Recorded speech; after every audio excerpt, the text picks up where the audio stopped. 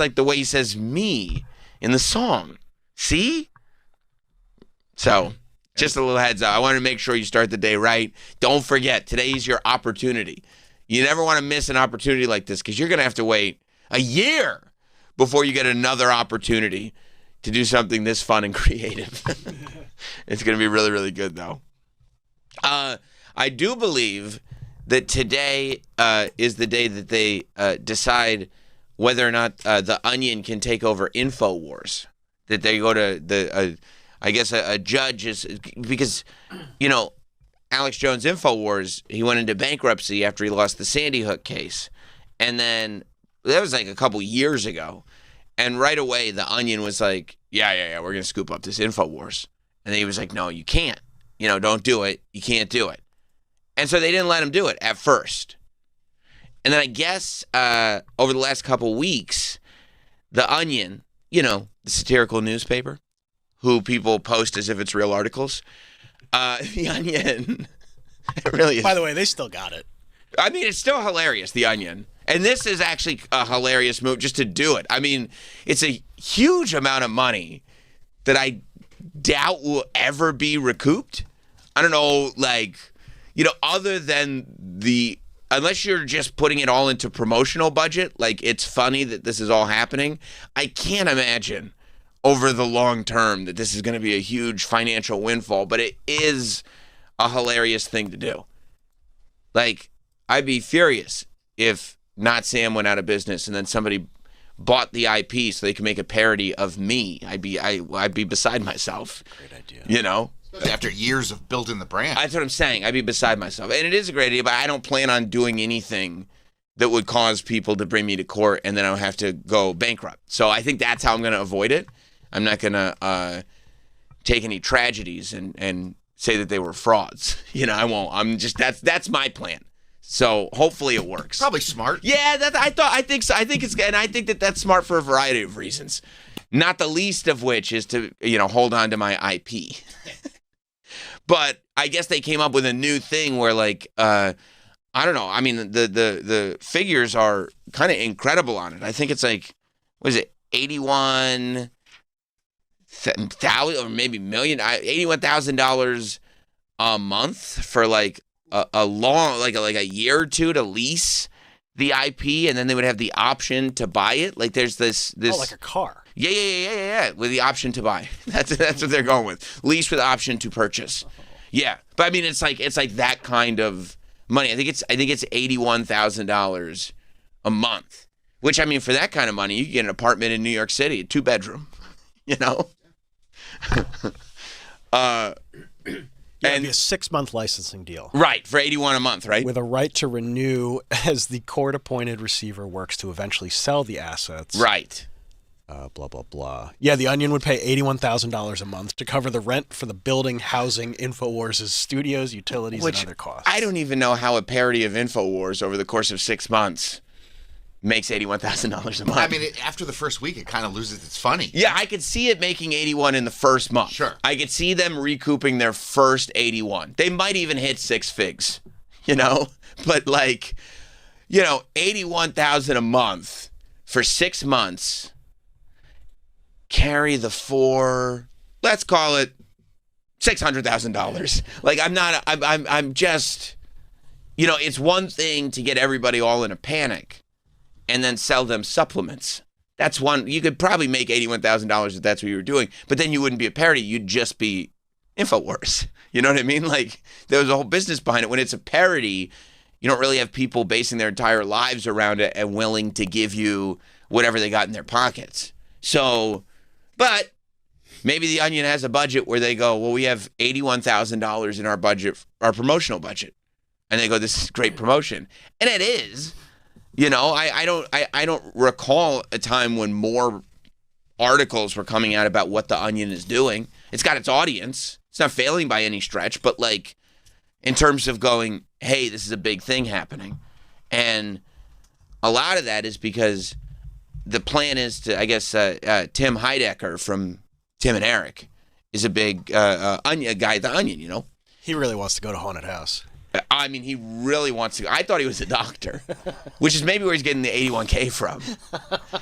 But yeah, he's been trying to get into Haunted House for a really long time, and he knows a guy who built the deck outside. Maybe this is how he gets in. I mean, look, if you own this kind of IP, you probably could get into Haunted House at that point. So based on the Haunted House reference, Tim. Kim Kardashian. she's bad at. I mean, one of the fabulous I think you should leave sketches of all time for sure. No, let's check it off. No. Check it off. So I saw you go in. I was waiting in line. But he's a comedian, obviously, and has been that way for a long time. So Alex Jones obviously very, very upset about this. And he's been kind of taking this in the worst possible way. Alex feels like they're going to try to trick people. Like this is that his audience, that the goal here is to trick his audience into thinking that this is InfoWars when it's not. Like, he's not really I think he understands. Maybe he's just portraying it this way. His argument is that this is not a parody. This is tricks, and that they're gonna try to trick his audience into thinking and besmirch his good name. Alex Jones' good name. Right. Yeah, he thinks that by doing this, they're gonna besmirch his good name. So when he found out that they were back to doing this, because he thought he had avoided it a couple years ago or whatever it was, when they first said, you're not going to be able to buy InfoWars up. When he found out they were going to be able to do this, he said it's like they're taking the shirt off my back. And so in order to demonstrate that, he went on his show topless. He took off his shirt. And it was when somebody else was doing the show, I guess, on InfoWars or whatever. But he wanted to hit it immediately. So he took his shirt off and said, and started screaming about how they can't do this to him. Take a listen. You can't take something over and then act like you're somebody, even if you say it's a parody. You can do a parody of somebody, but none of you took something from them. Right. You've already checked with lawyers, so they're in deep shit. I'm already suing the Democrat Party law firms. Already got civil rights lawsuits. So you think, look, just because you're wearing my shirt, don't mean you're me. So let's be 100% clear about that. And so you guys just keep laughing, just like you did a year and a half ago, or it was November 2024. Mm-hmm. So is that about a year and a half? Yeah, this is a story from December 10th. Sale of Alex Jones InfoWars to The Onion rejected. And I'll get into this. And So just, but yeah. I like the guy. Hit pause for a second. See, the other guy's wearing a tie. So he's like, no, I'm doing a show. I mean, I'll get to this in a little bit. We're going to cover this. And Alex Jones is wearing blue jeans and no shirt. And he's just shouting over him. And I guess, and he's emotional, and I understand that. But also, he hasn't really gotten to the point of explaining why he's got no shirt on. So it kind of looks like maybe he was in the shower and just found out that they are going to let the Onion take over InfoWars. So he just put jeans on real quick and ran out to the set. Because he hasn't gotten to the big reveal of, no, this is symbolism. This is symbolic, what I'm doing. Is it possible he was working out with RFK and Kid Rock? It's 100% possible. He might have jumped right out of the cold plunge in that outfit. He's got those traps. He's got the traps, and also he's got his workout denim on. So I hadn't thought of that, Mike, but that's actually a great point. There's a good chance they were at the InfoWars gym pumping iron. You can go back to it. To confuse people. By the way, it's a total failure. He goes, we're the 5th biggest newspapers. That's a lie. Newspapers are all dead. Oh. Okay. I looked it up. The Onion gets less than half of the traffic that InfoWars gets. And remember, they said they were going to beat Charlie Kirk. Remember when he died, they said we're going to misrepresent fake quotes of him. This is what the left do. They try to silence you, then they misrepresent who you are. They're body snatchers. They're skinwalkers. Yeah. They literally take your skin. This is going to backfire big time, folks. Literally. Literally. So his point was that they can take his shirt because they're taking the shirt off his back, but they can't take his skin. And in order to demonstrate that, he showed his skin and said, see, I still have my skin.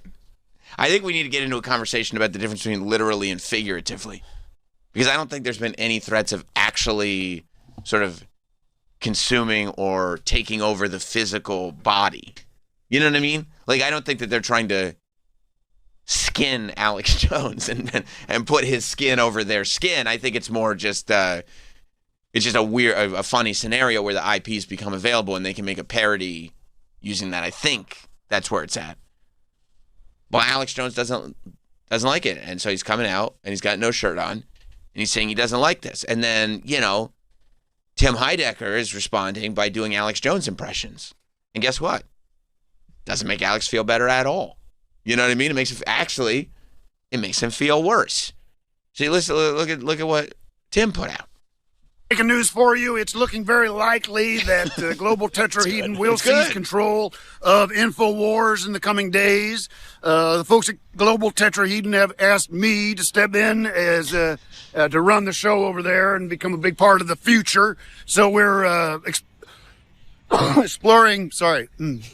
My name is Tim Heidecker. I'm just here to let you know that I... See, what he's worried about is that that impression would come on, and then he's going, oh, he's trying to take over my life, instead of just going like, oh, we're doing it as a parody. So now, and I mean, look, I hope this goes on forever, because I'm really enjoying the back and forth here. I hope the threat of taking over is what just lasts forever, because it's just resulting in fabulous back and forth and content and arguing and things like that.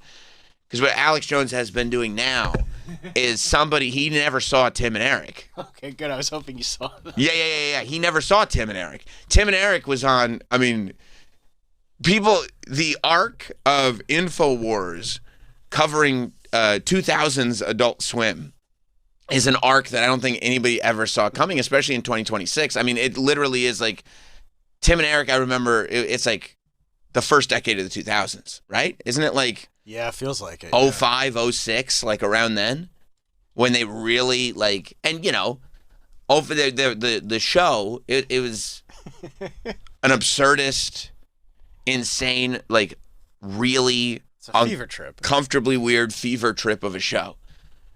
Right. So yeah. And he's covering this in all sincerity. Very much so. So Tim and Eric show, the Tim and Eric Awesome Show, great job, ran 07 to 2010. Okay. So Alex has been airing clips, and they said like there were scenes when just looking at the specific scenes are very strange, disturbing, weird scenes. But the point was, it was on Adult Swim late at night.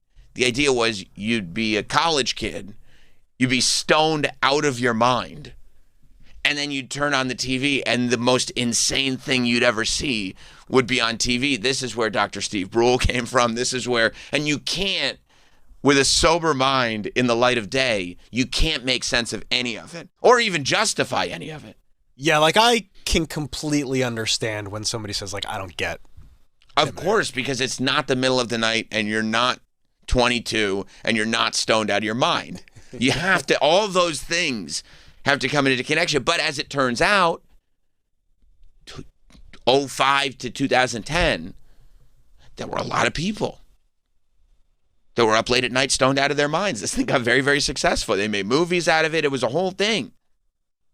But now, in 2026, 15 years later, 20 years later, Alex Jones is going like, I want to demonstrate how like dangerous this whole thing is. And he's like, the people that are trying to take over InfoWars, he said they used to do a show about kids getting kidnapped into spaceships and having diarrhea parties. And he's like, this is the type of stuff. He goes, this is what they're going to do.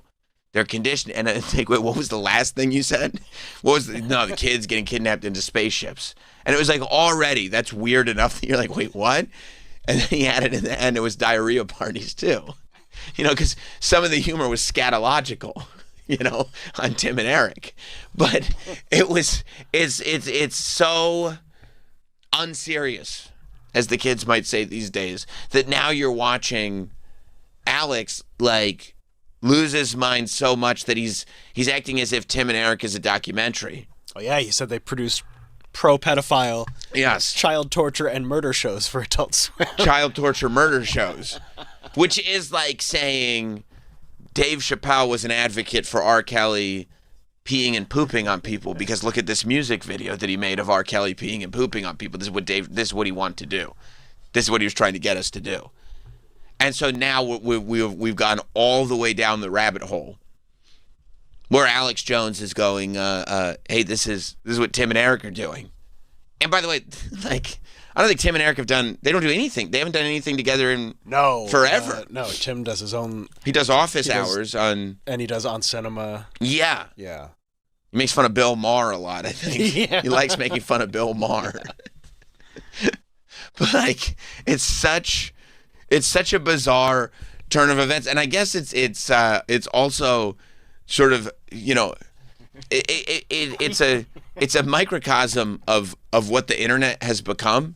When, you know, back in the day, you could just do weird shit and it would just be weird shit. But now everything is taken. I know. I saw. He shared the fake mugshot. Everything is taken so seriously and so literally that no matter what anybody says, no matter what context they said it in, if they said it, then they mean it, and they're trouble. And this is what's going to happen. Like, it used to be like Tipper Gore saying you can't listen to, like, you know, Quiet Riot because it'll lead you down the wrong path. That's why we need these parental advisory labels on it.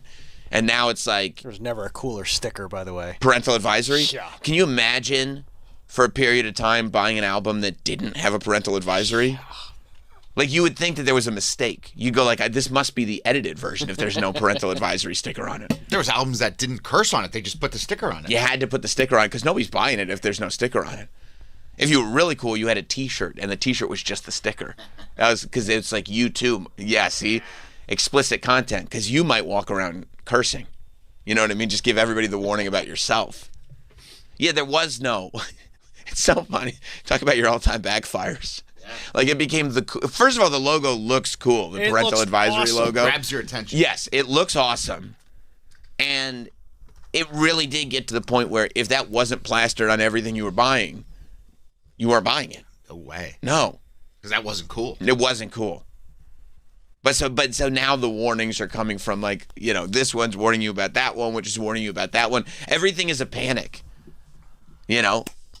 Remember the Satanic Panic of the 1980s? That was a big, a big thing. They're gonna, you know, that was what the West Memphis 3 got all caught up in. Yeah. The Satanic Panic, when they went and did what they did to those didn't kids do in the anything. what? Why are you saying that? I saw the thing. No, I only watched the first part of the. You only watched the first part? It's disgusting. I said I don't want to support this. That's enough of that. Because I said, what are you going to tell me? If I keep watching this, they're going to be shown to be clearly innocent of all charges? I said, no way. I'm not going to waste my time with this. See, just me saying that, there'd be somebody on the internet that could see he said it. He said he thought they were guilty. He wasn't going to waste his time. Our ability to decipher content and read sarcasm and irony. It's completely gone. Out the window. Gone. Forever. But, I mean, yes, Alex Jones did tweet out a picture warning everybody of who was taking over or attempting to take over InfoWars. And it was what was not a real mugshot of Tim, unfortunately. He really thought, and I don't know if Alex knows that a lot of these things that he's saying are not based in reality, and he's just trying to get people stirred up, like, okay, well, just say this, or he just gets so fired up that he's not double-checking on things. Because these are very easy things to figure out. I would argue that the mugshot that he put up of Tim Heidecker, like, you could kind of just look at it and see that clearly we know this guy's a comedian. That's clearly not a real mugshot. Even in the resolution. Like, there's nothing about it that would ever make you go, You're sure? I would say yes. Okay. Like, there's nothing about it. Can you scroll up, Mike, so I can read the caption? The Onion newspaper has been rocked by the discovery that their new creative director produced pro-paro child kidnapping, torture, and murder programs. As if, like, Tim and Eric went to Adult Swim and they're like, here's our plan. We're going to really try to push this agenda. Are you guys cool with this? And the Cartoon Network, you know, the Turner Network, they went like this. Yeah, if that's the show you want to do, yeah, we should do that show. He says billionaire Mike Bloomberg is the main financier of the Onion's hostile takeover of InfoWars and is funding, which that could be true, I don't know about that, and is funding productions designed, in their words, to wear Alex Jones's skin. If that were their words, I mean, I've never heard anybody say that except Alex. Probably not meant to be taken literally, but I don't know. I don't know these things. And then it says below is an actual mugshot of the creep, which I believe is not. Well, I mean, to be clear, that is when he was accused of killing 18 people at an electronic music festival by overdose. Right, and that's why he looks so panicked in the photo. Right. Because it's 18 people. And he's tweaking, I would assume. I think he's probably tweaking because he's like, wait, what the fuck is going on? Yeah. That was a tough moment in his life. Yeah. How'd you find out about that? The news. Which news? It was on ABC 7. Wow, on ABC 7. But I saw the ABC 7 clip on Adult Swim. Okay, but it's like, but Adult Swim was airing the ABC 7 clip. Yeah. Which show is it on? On Adult Swim, because that's a programming block. On Cinema. Whose show is that? Whose show is on Cinema? Is that one of those film review shows or? Tim Heidecker? Oh. I don't know who that is. He put his own mugshot on his show. It's a weird thing to do. If that was an actual mugshot, that'd be a strange thing to do. If I had a mugshot where I was tweaking after murdering 18 people for real, not for comedy, I doubt that I would. It's 30 seconds. I would put that on. It is on ABC 7. We received word that our former host of the show, Tim Heidecker, is in jail. He was involved with something called the Electric Sun Desert Festival. Heidecker is charged with 20 counts of second-degree felony murder. The trial is scheduled to begin Trial November of the 15th. Century, set for November 15th. It's ridiculous to think that I'm supposed to take responsibility for any of this. What happened on that day will haunt me forever. I'm going to fight this to the end. I mean, he literally used ABC 7's logos, their font, the whole thing. I don't know if this was an attempt to wear ABC 7's skin or just for comedic value. For a long time, I mean, I don't know if he's done it in a while, but at one point, I believe that he rebuilt Bill Maher's basement set. And just did Bill Maher's podcast on his own thing. Yeah. So, I mean, we'll see. It says today's the day that it goes to court. The Onion is taking another stab at getting control of Alex Jones' InfoWars platform and turning them into a comedy site spoofing the conspiracy theorist, which is different than the way I've heard. But I guess Alex Jones is obviously filing appeals and trying to get it stopped. So. I thought it was stopped for good last time. Wasn't it? This happened like a year ago, and then it was like, oh, this. No, Yeah. 'cause they've been trying to figure out like The different like legalities, loopholes and stuff. and That's ways why, that everyone will agree to it. Last time they were, because I guess it's owned by it's not, the word wouldn't be a conservatorship, but it's like when the lawyers take it over. Like, I don't think it's owned by Alex Jones, Right. because it was part of the Sandy Hook bankruptcy whole thing. So he can't just still own it. But at the same time, when it gets taken over legally by like lawyers, they're there to make sure that whatever happens to it, it's like legal by the books. No one's taking advantage of this thing. Like they can't just, they're not just going to put it out into the world and the first person to grab it gets it. No. So I think that that's where like them having to lease for 6 months and pay $81,000, it's like they go, well, what if we leased it? I guess they've been working on it for a year, trying to figure out legally It's so complicated. how they can actually get away with doing this.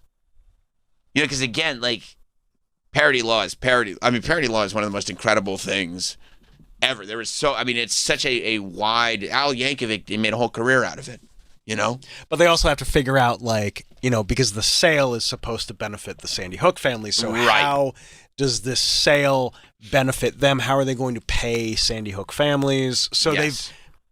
they've reached some sort of framework where it's like, here's how we plan to make money, and here's how much we're going to give to Sandy Hook. And It's like an OJ book scenario. Where, like, technically, like, Yeah. the OJ book got real complicated. Right. Because they were like, well, who's making money off of what? We have to figure out how the Goldmans get what they're supposed to get. And so that's, in that scenario, because OJ was hypothetically confessing to a murder, hypothetically, in my opinion, if he did it in a hypothetical way. Like, should he have done a murder, this is what it would be like. I guess it was just a little too close to the actual murder that happened that he didn't criminally do. Yeah, but it's like when two people write, the same song that kind of sounds the same. It's just like, what do they call it? Parallel thinking? You saying OJ's was parallel thinking? Yeah. Right. Yeah. I think so. I think that's probably right because the court said he wasn't guilty. Which criminal court? Criminal court. Okay. No, you're thinking of he was found in a civil court. He was absolutely found responsible. Oh, okay. In the civil court, they said, well, clearly he's responsible for this. That's why he couldn't make money off the book because the civil court was like, I don't know what happened in that criminal case, but he definitely clearly did this. Is what they said. But that's civil. You know what I mean? That's not a crime. Government's just always in your pockets. That's what OJ said. Yeah. Yeah. And it's like... Can't make money on this, can't make money on that. What, hypothetically, parallel thinking, confessing to parallel thinking murders? Yeah. Why can't... It's America. What happened to our country? It's a book. Yeah, it's a hell book. in a handbasket. Yeah. Exactly. Whoever died from a book. That's what I would have said. You know? Trying to keep a good man down. Yeah, exactly. If we could let this guy put his book out and then go into the next chapter in his career, which is giving tips on, college football betting. Like, can we just focus on, what about the yards in Buffalo? What about why aren't we talking about the yards? You know what I mean? Everybody's talking about the miles that Bronco traveled. What about the yards that he traveled without a car? You know what I'm saying? He set records. Why? We just forget about that?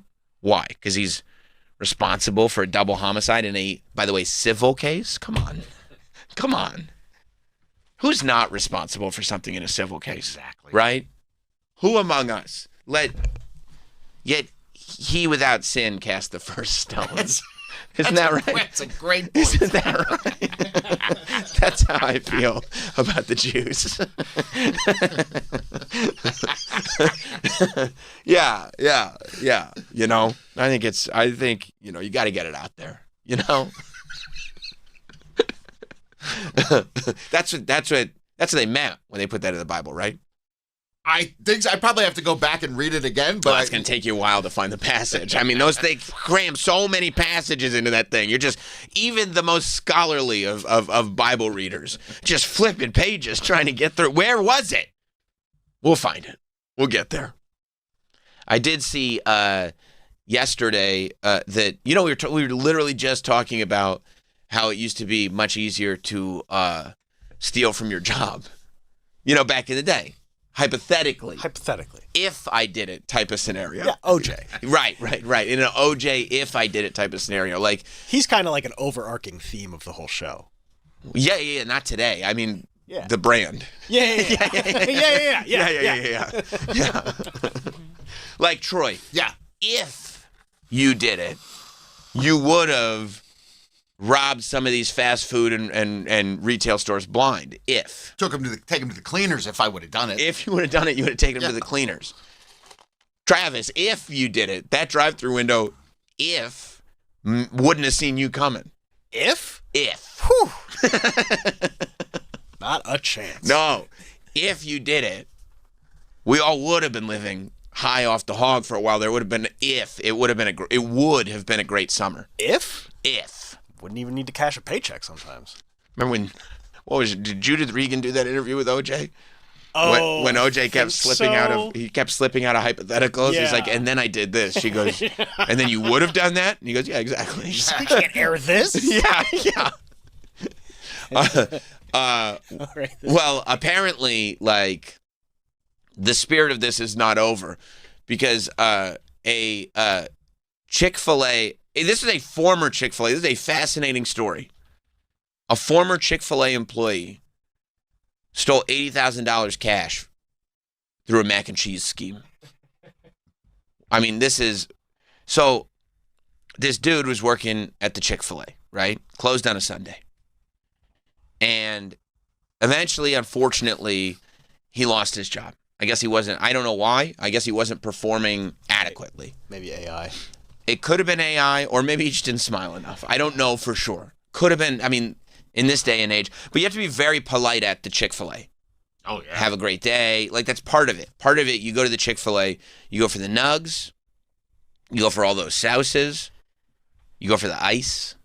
They still use styrofoam cups a lot of times, which is great because, you know, every place else talks about how bad this styrofoam is for the environment.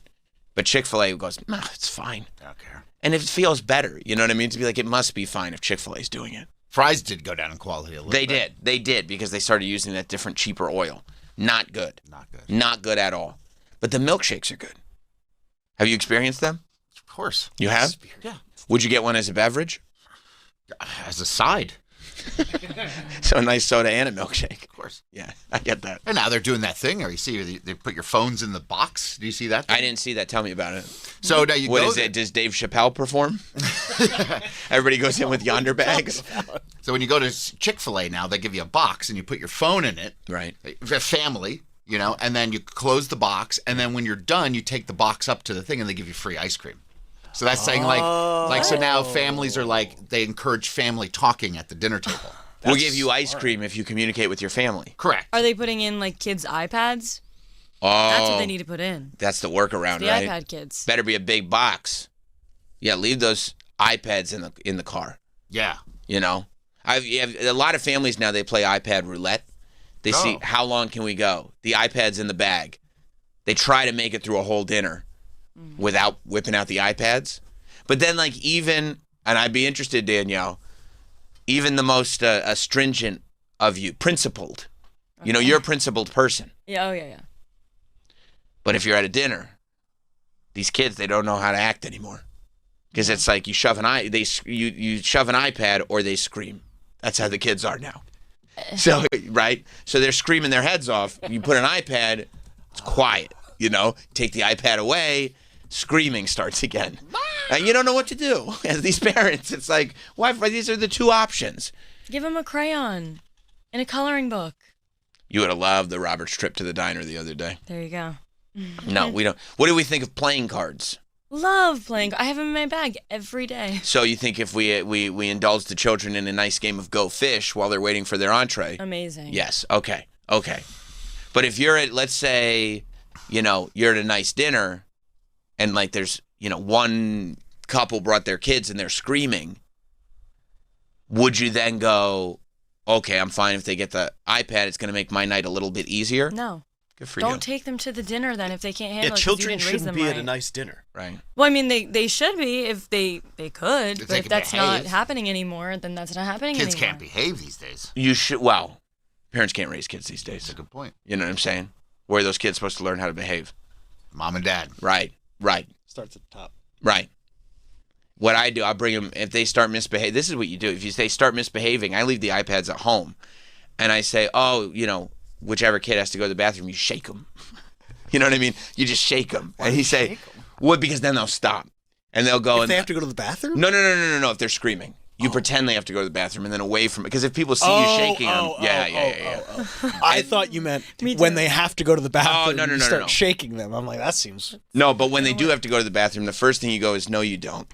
Right, you know what I'm saying? Like you accuse Call them them on their bullshit. Yeah, you call them on their bullshit. You accuse them of lying, and then once they finally do, then once they panic, then you bring them to the bathroom because otherwise these kids will walk all over you.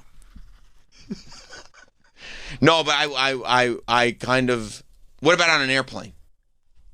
iPads on an airplane, okay? Well, I mean, they have the screen on the plane. So that's fine. But they don't have their games on there. I know, exactly. They shouldn't need their games. Like, it's too much. Oh, you like screen on a chair more than iPad? Yes, because I'm saying, like, deal with your options. Like, there's just too much at our fingertips. And for a little kid, it's just, like, let them know that they can't always have everything they want, right? Like, here is a huge catalog of movies.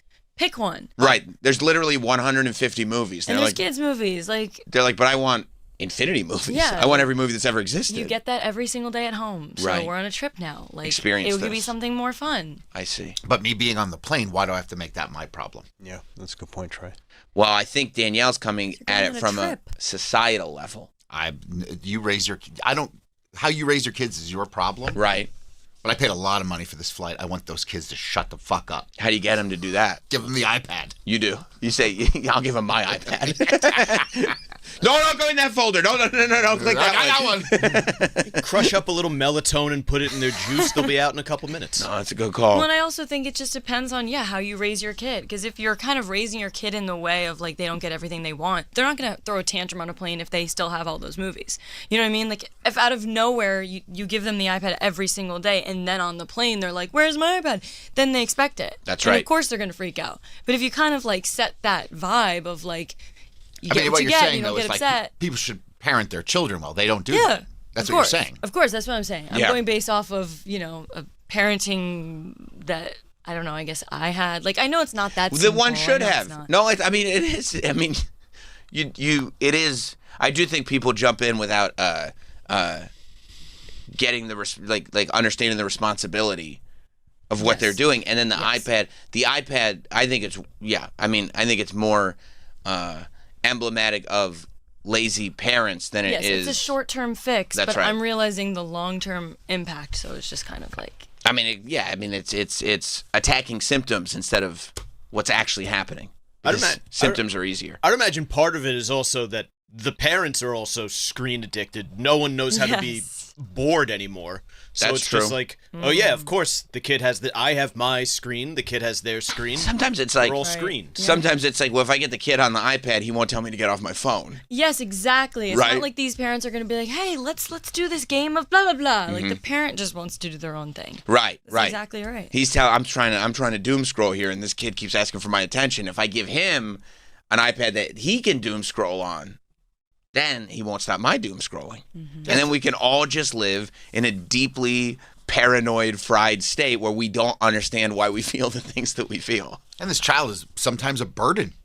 Yeah. It's like, I didn't ask for this kid to be here. And now I have to deal with it. You made it. You Well, put it in. I think we're getting personal. You put it in just for an orgasm. You didn't expect this. Well, but that's how you got it. And maybe that's how they're made. I'm just trying to see all sides of the coin. No, that's Suddenly, it's yeah. No, I don't think that's as also, typical I don't as even you. want this kid. I mean, let's not say that a lot of parents. I mean, I actually know parents that are like, I wish I didn't have kids. Okay, well, that's really tough. That's really tough, and it probably makes them not. We were just talking about how to, control the kids on the air. But what you're And trying by to the say time is the kid is 6 or 7 years old, like, I would hope you've swallowed that. You know what I mean? You've dealt with it.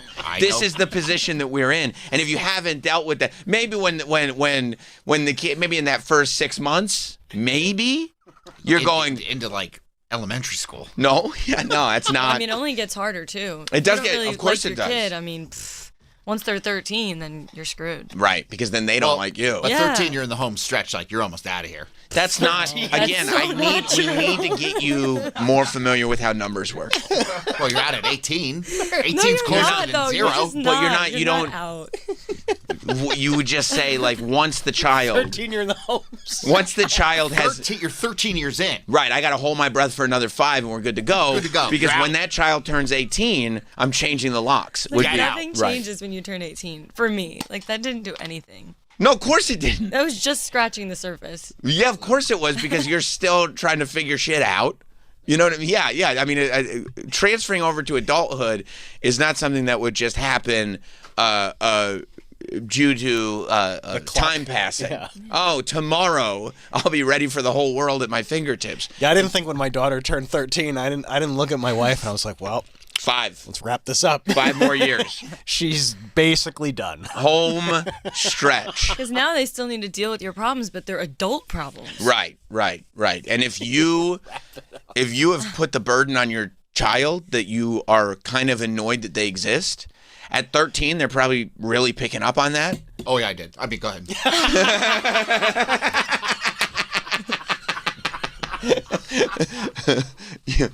One might figure that out by then. Yeah. And wouldn't one have maybe heard, well, you're 18, you need to handle this? It's like, I got to get the hell out of here. Right. Yeah, I guess that does happen sometimes when you've been in an environment without love. And these people don't like me. They don't like you. And they haven't liked you for some time. A long time. And maybe iPads didn't even exist yet. They didn't. And it was just resentment. Yeah, I think that's I had to find skateboarding and vandalism. if you're saying if Exactly. if you did it. This is an OJ type thing. If in a hypothetical world, and then maybe it makes sense why you would go and act out and treat people poorly and trash people's houses and leave upper deckers. Because if that had all happened, maybe you had your own shit that you had to work out, and if that was the case, maybe people need to unpack that and have a little more sympathy for that, you know? In a hypothetical situation, yes. If one were to, I don't know, mace a kid and punch him in the face so hard he shits his pants because he's been bullied, if that were to happen, maybe the kid that did that had literally no support system at home and was completely on his own and helpless. If possible? Possibly. Right. And so maybe as we unpack this stuff, if it were to be the case, as an adult, I would hope that this individual would have forgiveness for themselves and understand that they were in a really difficult spot as a kid. If. You'd make a great therapist. Thanks. Celebrity Hotline is ringing off the hook. Ladies and gentlemen, on the line, the legend himself, the great, the comedy great, Rich Voss. Hey, what's going on? Yeah. How's it going first? Is everybody doing okay? We're all, actually, honestly, we're doing pretty well now. We've unpacked some stuff and we're doing really good. Yeah. Well, you're talking about kids. I have 3 daughters, 4 grandkids. So I'm pretty well aware of how to raise. Like my 2 older daughters, I don't really worry about them anymore. They're doing fine. Mm-hmm. They grew up great. No drug problems, no alcohol problems. My 18-year-old, she's the one I worry about. She's 18, I remember right before her prom last year. Uh-oh. I sat her down and I had a real, serious talk with her. Mm. It's like, worry. I go, look, there's things in this world that are very sacred. Mm. God, your family, virginity. I said to her, I go, look, you're going to the prom with this guy, away for the weekend. Oh. He's going to spend some money, and he's a guy he's going to expect from you. Oh. And I told her, I said, look, you can give him a little titty. I said, just a little titty. Just like little pinch. Oh. And tell him your father said it's okay. So see that's the type advice, of, you know what I mean? You have to sit down. You do. And talk with them. You do, and you have to be honest with these kids. No hands. No hands, just a little pinch like that. You know what I mean? Sure. And I'm sure she felt a lot better and a lot more comfortable after that conversation. Oh yeah. And then when they, she got there, she had my permission, so.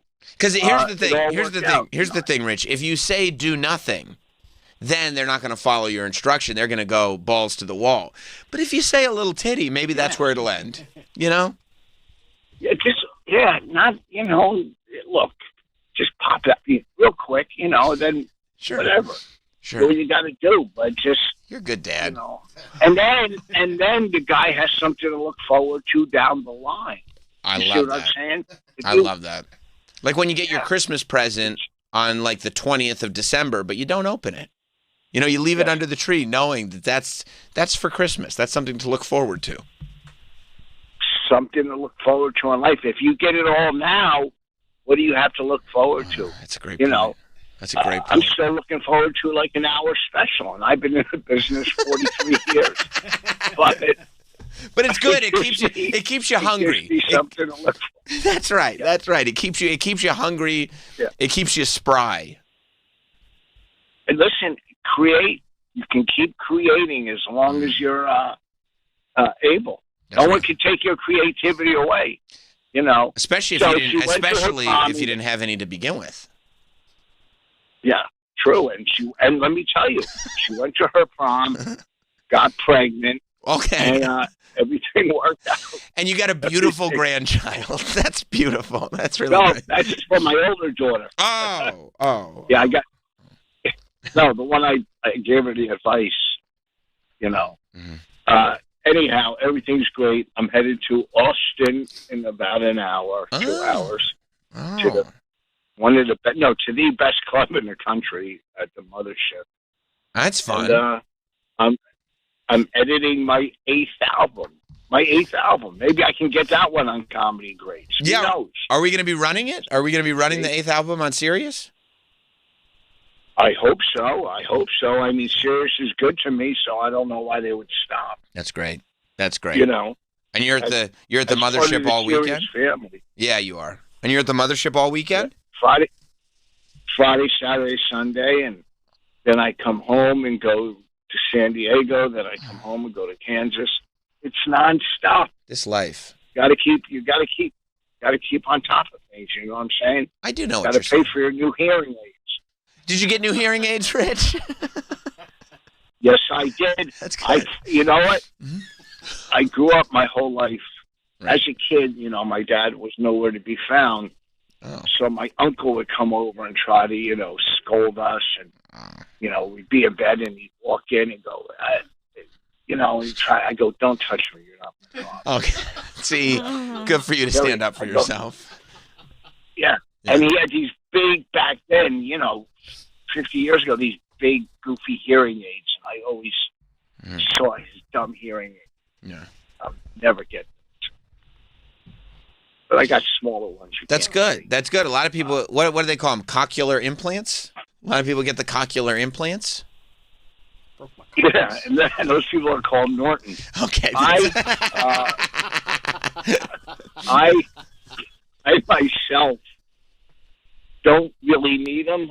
I just felt empty that day, and there was nothing really to buy. So I said, let's throw some hearing aids in the old ear. I love that. I love that. You are the one person to walk into a hearing doctor's office and get upsold on the hearing aids. Let me tell you something. I went to Costco's just for the free samples, and I walked out with hearing aids. That's amazing. Let me tell you. That's amazing. Yeah, I've also never heard anybody put a possessive S on Costco. I've never heard anybody say Costco's. Oh, I went to 2 of them. Oh, gotcha. That makes a lot more sense. Yeah. Oh. No, I didn't like the first one. No. I didn't like the first one.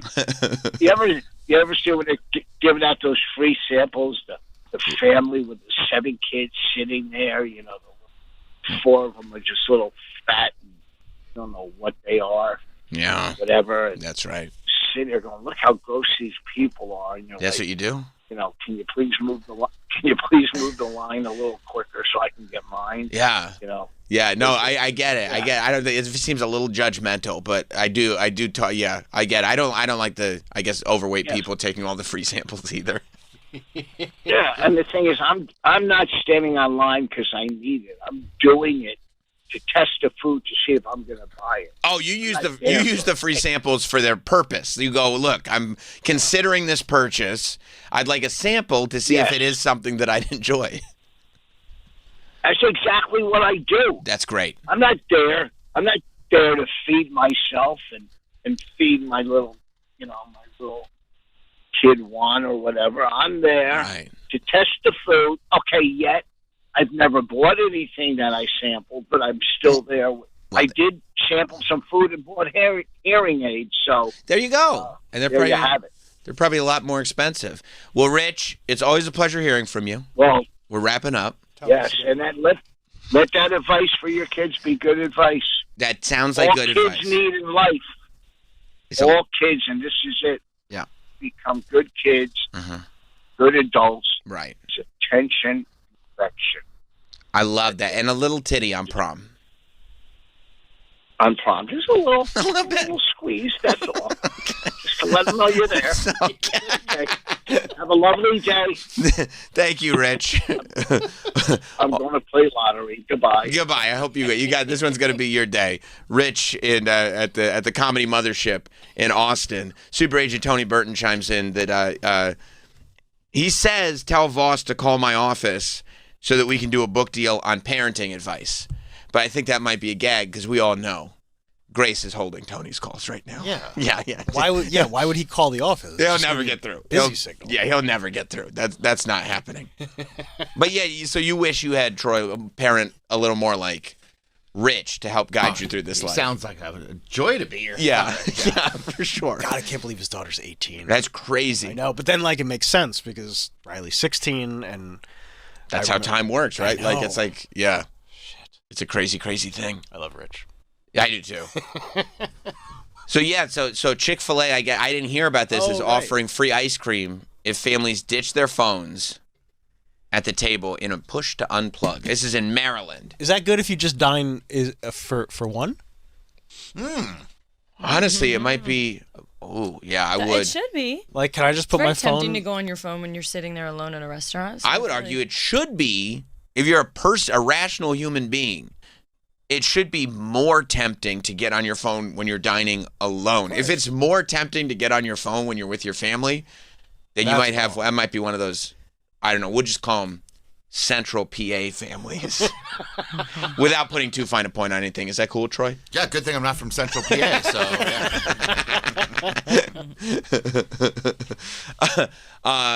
yeah. I think that's right. I think you should get a double scoop if you do it when you're by yourself.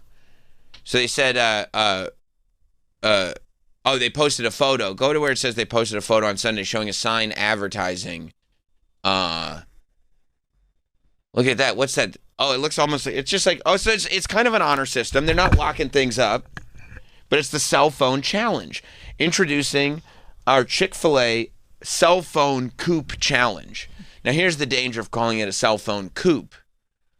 A really witty child would see that and call it cell phone poop. You see what I'm saying? And then now, funny. and then like the kids keep saying poop, and you're just dying to get an iPad in front of them, so they stop with the poop. Ask a team member for a coupe. Place all phones in the coupe. It's enough with the coupe. You just keep saying it over and over again. And enjoy your meal together. After you're finished, let a team member know, and everyone at the table will receive, an Ice Dream cone as a reward. Grab a coupe and take the challenge. It really is. First of all, I love that they gamify it. Grab a coupe. We used to have one. Yeah. I love that they gamify it in the sense that it's like a challenge. Can we do Cell it? phone challenge. Can we do it? Can we win this thing? Can we stay away from our phones? Can we subside our digital addiction for the time it takes to eat one fast food meal? I also love that they're pushing forward the idea that families sit down at a Chick-fil-A. I know. That's what I was thinking too. How many people really dine in there? I don't know. It makes me want to do it, though. Yeah. It makes it feel like it's an appropriate place to bring the whole family. yeah. And I'd be thrilled to do that. Yeah, I think I love this, to tell you the Do truth. you think it would work for your family? Yeah, we're not. When we go out, I could not sit at a table and like everybody's on their devices. Like we're actually connected as human beings, which can happen, Troy. Really? Yeah. Wow. Hypothetically. That's weird because you were checking your phone when we went out to dinner. Yeah. Well, yeah. No, that's not The weird. conversation run out? Yeah, we just the well ran dry, as it were. Okay, all right. Kind of covered like. That's before the apps came out. Oh, that early? Yeah. Because it started like this. Yeah, a solid week of shows, man. Yeah, solid week of shows. You're killing it, bro. Oh, thanks, man. Oh, thanks, man. You're actually doing a great job too. Yeah. Oh, Disney was good, huh? Yeah, we kind of covered it. Yeah. No, no. It's like I said on the show, but yeah, it was good. You watch Raw? Yeah. I saw Raw. Oh, yeah. No, I didn't watch it. Oh, okay. Oh, did you see? And then it was like, it starts with like, oh, did you see this thing on Twitter? And like that way you can introduce the phone into the equation. Yeah. And then, It's a stepping stone. Right. Oh, let me And- show you. Let me show you. Right. And then you kind of muscle the other person out of the equation. And it's just you and your phone again. Hey, look at this new podcast. Right. Exactly. We did have that conversation. Yeah, it says this promotion is only offered at select Chick-fil-A locations by individual operators. It's not a company-wide program. Yeah, okay, so it's like, because like Chick-fil-A is interesting with their franchise program because like the franchisees don't actually own the locations. Chick-fil-A owns everything. So you end up like, if you're running the Chick-fil-A, you are running the Chick-fil-A, but you're still an employee of Chick-fil-A. So it's almost like you're a super manager. You know what I'm saying? Yeah. In the sense like Chick-fil-A, and in one instance, if like you don't want all the responsibility of fully kind of owning your own business, it can be a good thing. But if you are trying to do it in more of an entrepreneurial spirit, it can be a little bit more difficult. But yeah, I mean, if I were managing or running a Chick-fil-A, I would absolutely do this. I would. I mean, because how much ice cream is it really going to cost you? I don't think a lot of people. It costs pennies for those ice creams. Right, exactly. You know, they're probably giving away like those tiny little, cones. Like child size. Yeah, right. yeah. Ice cream cones. Like at the point where it's like, well, what? We shouldn't have wasted my time. Yeah. It's 2 bites. It's like, yeah. I'm done. This is a joke. I'm done. You can bring everything you need from home. Bring some hot sauce, bring some sprinkles. Like, make it... Smart brain. Like, you have little dishes Yeah. put out all over the table. That's Yeah. what I do when I go to get, like, acai bowls. Do you? Yeah, I bring my own peanut butter, my own hemp so seeds. funny. Because they're going to charge you $2 per topping. You'll bring your own toppings. Thank you very Everything. much. Yeah, sometimes I'll bring up a banana, too. Slice it in there if I don't want to pay for extra fruit. Oh, I love it. I love it. And these businesses are like, wait, you want no toppings? And you're like, no, just the acai bowl. Thank you very much. We don't make any money off just the bowl. We make our money off overcharging for these toppings. Oh yeah, Have them at home. Everyone does. they got me. They got me over the weekend at Haagen-Dazs that way. Mm. We went to a Haagen-Dazs that's already like, I guess it's a premium ice cream. So you're already, Haagen-Dazs? oh yeah, $9 for a small. right. Oh my God. So you're already paying through the nose, and then of course these kids, they go, I want sprinkles and gummy bears. I go, okay, put sprinkles and gummy bears on that, And they go, okay, and they gave it to me in like these tiny little cups. Because they didn't want to put it on because it would fall off. Or I don't know. They gave it, but it's these tiny little cups, and it was $1.50 per topping For a cup of Jimmy's? for a tiny cup of Jimmy's, What I'm saying. which you can get an Everywhere. entire container for $1.50. Yeah. But it's just little tiny cup, and they go like this. What are you gonna do? Bring your toppings from home? Yeah. Yes. And if you're DJ Danny V, you're like, yeah, I am. Yeah. Matter of fact, I am. Yeah. Guess what's in my bag? Yeah, I got hot sauce in my bag. It's a great Swag. feeling, honestly. Hey. Probably, yeah, because you've beaten the system. Mm-hmm. I know what you're doing, and I'm one step ahead. Everything is a scam. Everything's So a the scam. The little wins, it's just like, That's right. You scam right back. It's the only way to survive. Scam right back. It's a dog-eat-dog world out there. That's right. That's right. Even against sometimes your parents. I had a friend who used to refuse to get a cheeseburger. He would always get a hamburger because the cheese is 10 cents extra. That's And this was back in the 90s. He would put the cheese on at home when he got home. Let me tell Like, you, that's insane. If you do the math, a Kraft single costs about 3 cents. They charged me 10 cents. No. I was born at night, but not last night. Like, dude, we're going to Burger King. Just bring for the 10 cents. I got you on the 10 cents. Yeah, How I about got it. I'll throw you the dime. Okay? You'll be all right. He was like, no, it's the principle. yes. What principle? No, we'll never. If we're just going out as a family, we won't ever break out the iPads. We don't even bring the iPads. If it's like a larger family scenario where there's like in-laws, one of those we're going to see the cousins type of dinners where it's just a bunch of family that's related by blood, but you never see these people. You know what I mean? Then, yeah, I'm perfectly fine. It's because they all have iPads, too. And all those kids have, yes, they already have iPads. That is how we do it. That's 100% right. We make the iPad decision based on whether or not the other kids will have iPads. If we're just going out, it's no iPads. But if the other kids are going to have them, we can't just have our two kids be nerds that's rough, though. sitting at the table. Yeah, but it's all their also cousins like, are going, you "Where's know- your iPad?" I left it at home. I don't have an I'm trying to experience life. Sucks. Dumb. Waiting for my plain pasta. Let's do this maze again. Yeah. Oh, yeah, you would have loved it. We went to the diner. You know what you were doing? Playing tic-tac-toe on a placemat. Amazing. You love that. Yeah, and like I really miss when the tablecloths used to be paper. Oh, yeah. They were straight up paper, and then it and would you- be like, here are your crayons. Right. You could just do your art across the table. whole tablecloth. Yes. Yeah. It'd be an experience. So fun. And at the end of the meal, you would look down at the art you did while you were waiting for your food, and you go, I remember back when we first got here, and I was We're just starving, drawing that. yeah. Yeah, we were all hungry. Now we're full. Not drawing anymore on our way home. I remember that. It was a great experience. Chick-fil-A's on to something. Yeah. But they're a little in the hole right now because of this dude and his mac and cheese scam. Speaking of scams, this is a little tough. This is a crime. This is a little more than a scam. guy's the best. So this guy, also when you're stealing from like restaurants and retail and stuff, and there's something, I love a story where these people just don't know when to quit. No, like he should have diversified. 100% he should have diversified. It was all in mac and cheese. It was like I've told the story before when I was working in Sam Goody, and there was one skater who worked in the store. And I went back to school, I think it was like over summer. And I went back to Syracuse or something, and then I came back home over break to stop into the Sam Goody. And some of the people still work there, some of them don't, obviously. It's, how people just like, you'll stay for 2 months and quit or whatever. But I go, where's so-and-so? And they go, oh, you didn't hear? And I'm like, what do you mean I didn't hear?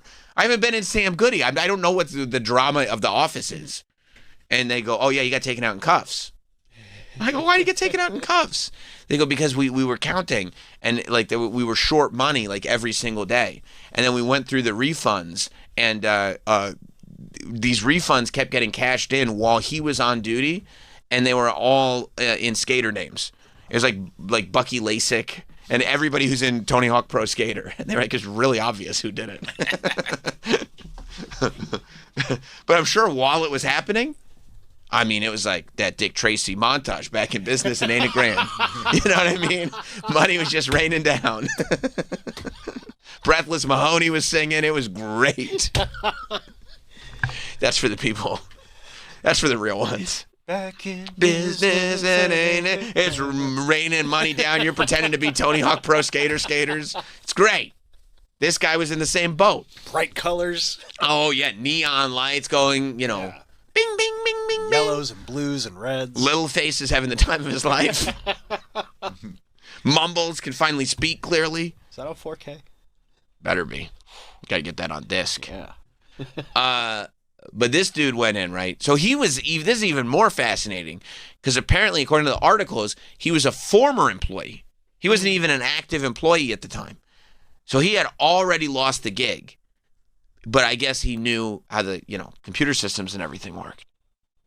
So somehow... Yeah, I'm thinking, is he just walking in and just walking behind the counter real quick? I guess so. Maybe people didn't realize he had been fired. Maybe he was around so much. Maybe he had friends there. You know what I mean? That's my guess. It was enough money that he could have had friends that were like, okay, just jump behind the counter. Yeah. Which it's like, bro, you work there. You know there's security cameras.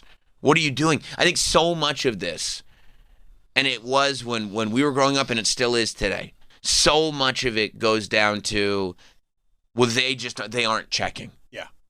We can get away with it because they aren't checking. That's why people end up getting felony charges for shoplifting at Target because they think just nobody's checking and they don't realize they're 100% checking. They have the technology and they're tracking you until you get whatever it is, $10,000, $15,000 worth of shoplifting so they can charge you for the felony. But you're just back in business. And so this dude is coming in and he's doing returns on mac and cheese. He's doing mac and cheese refunds for months. And it's only mac and cheese, apparently. That's what I've read. It's right outside of Dallas, Texas.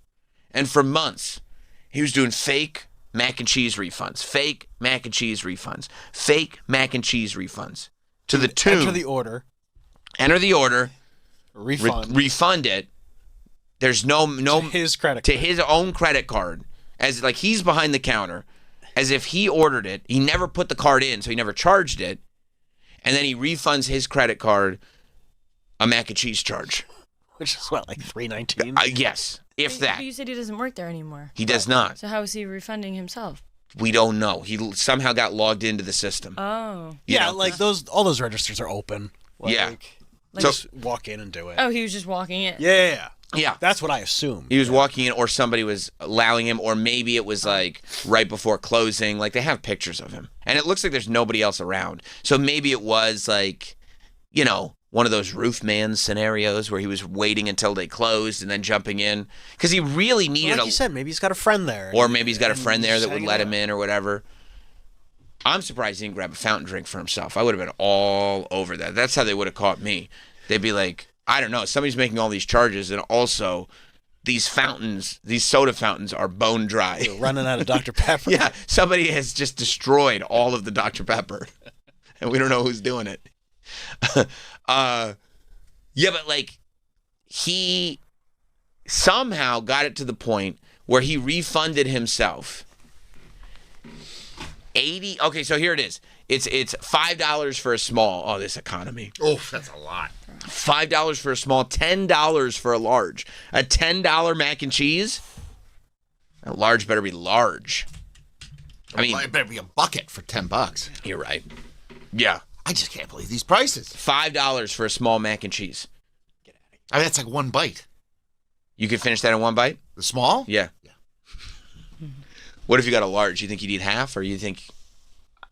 Are we going to try challenge it? I think I could probably do it. You clean it out. Eat a whole large? Well, not today. All, sure. All in Of like all in one shot. In one shot? Like one mouthful. Oh, you want to do it? Oh, I could do a small. A small. slurp it. Dude, as small as this big. Oh, what was I saying? What are you guys talking about? I was just, I guess He said one bite. I know I didn't mean one bite for the large. I guess I misspoke. Because I know what we were talking about. I just like asking you if you could finish it, and then you say yes. That's one of my things I like to ask you. So I was just asking, do you think you could finish the whole large?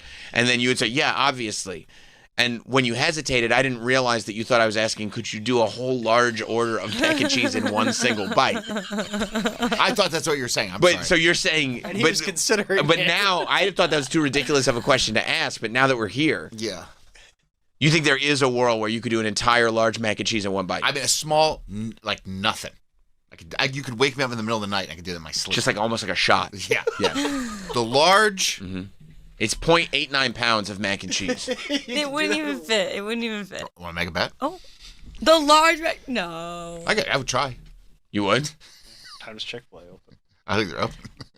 What if I was like, okay, I give you $20 and buy you the mac and cheese if you could do a whole large mac and cheese in one bite? But if I can't do it, I still get the $20? No, of course not. But you get the free mac and cheese. You can finish. You feel free to finish. It's probably this big, right? It's 0.89 pounds. I don't know what. I mean, I don't. Yeah, how I don't know big how do you to think this measure- cup is? What, you know what I mean? What are we? Yeah. What are we thinking? I mean, I don't know. Is there a depth to it? It says 16 ounces. Let me do a small one first. Let's see how that goes. Well, I'm not going to give you $20 to eat a small mac and cheese. 16 ounces? Well, isn't this 12?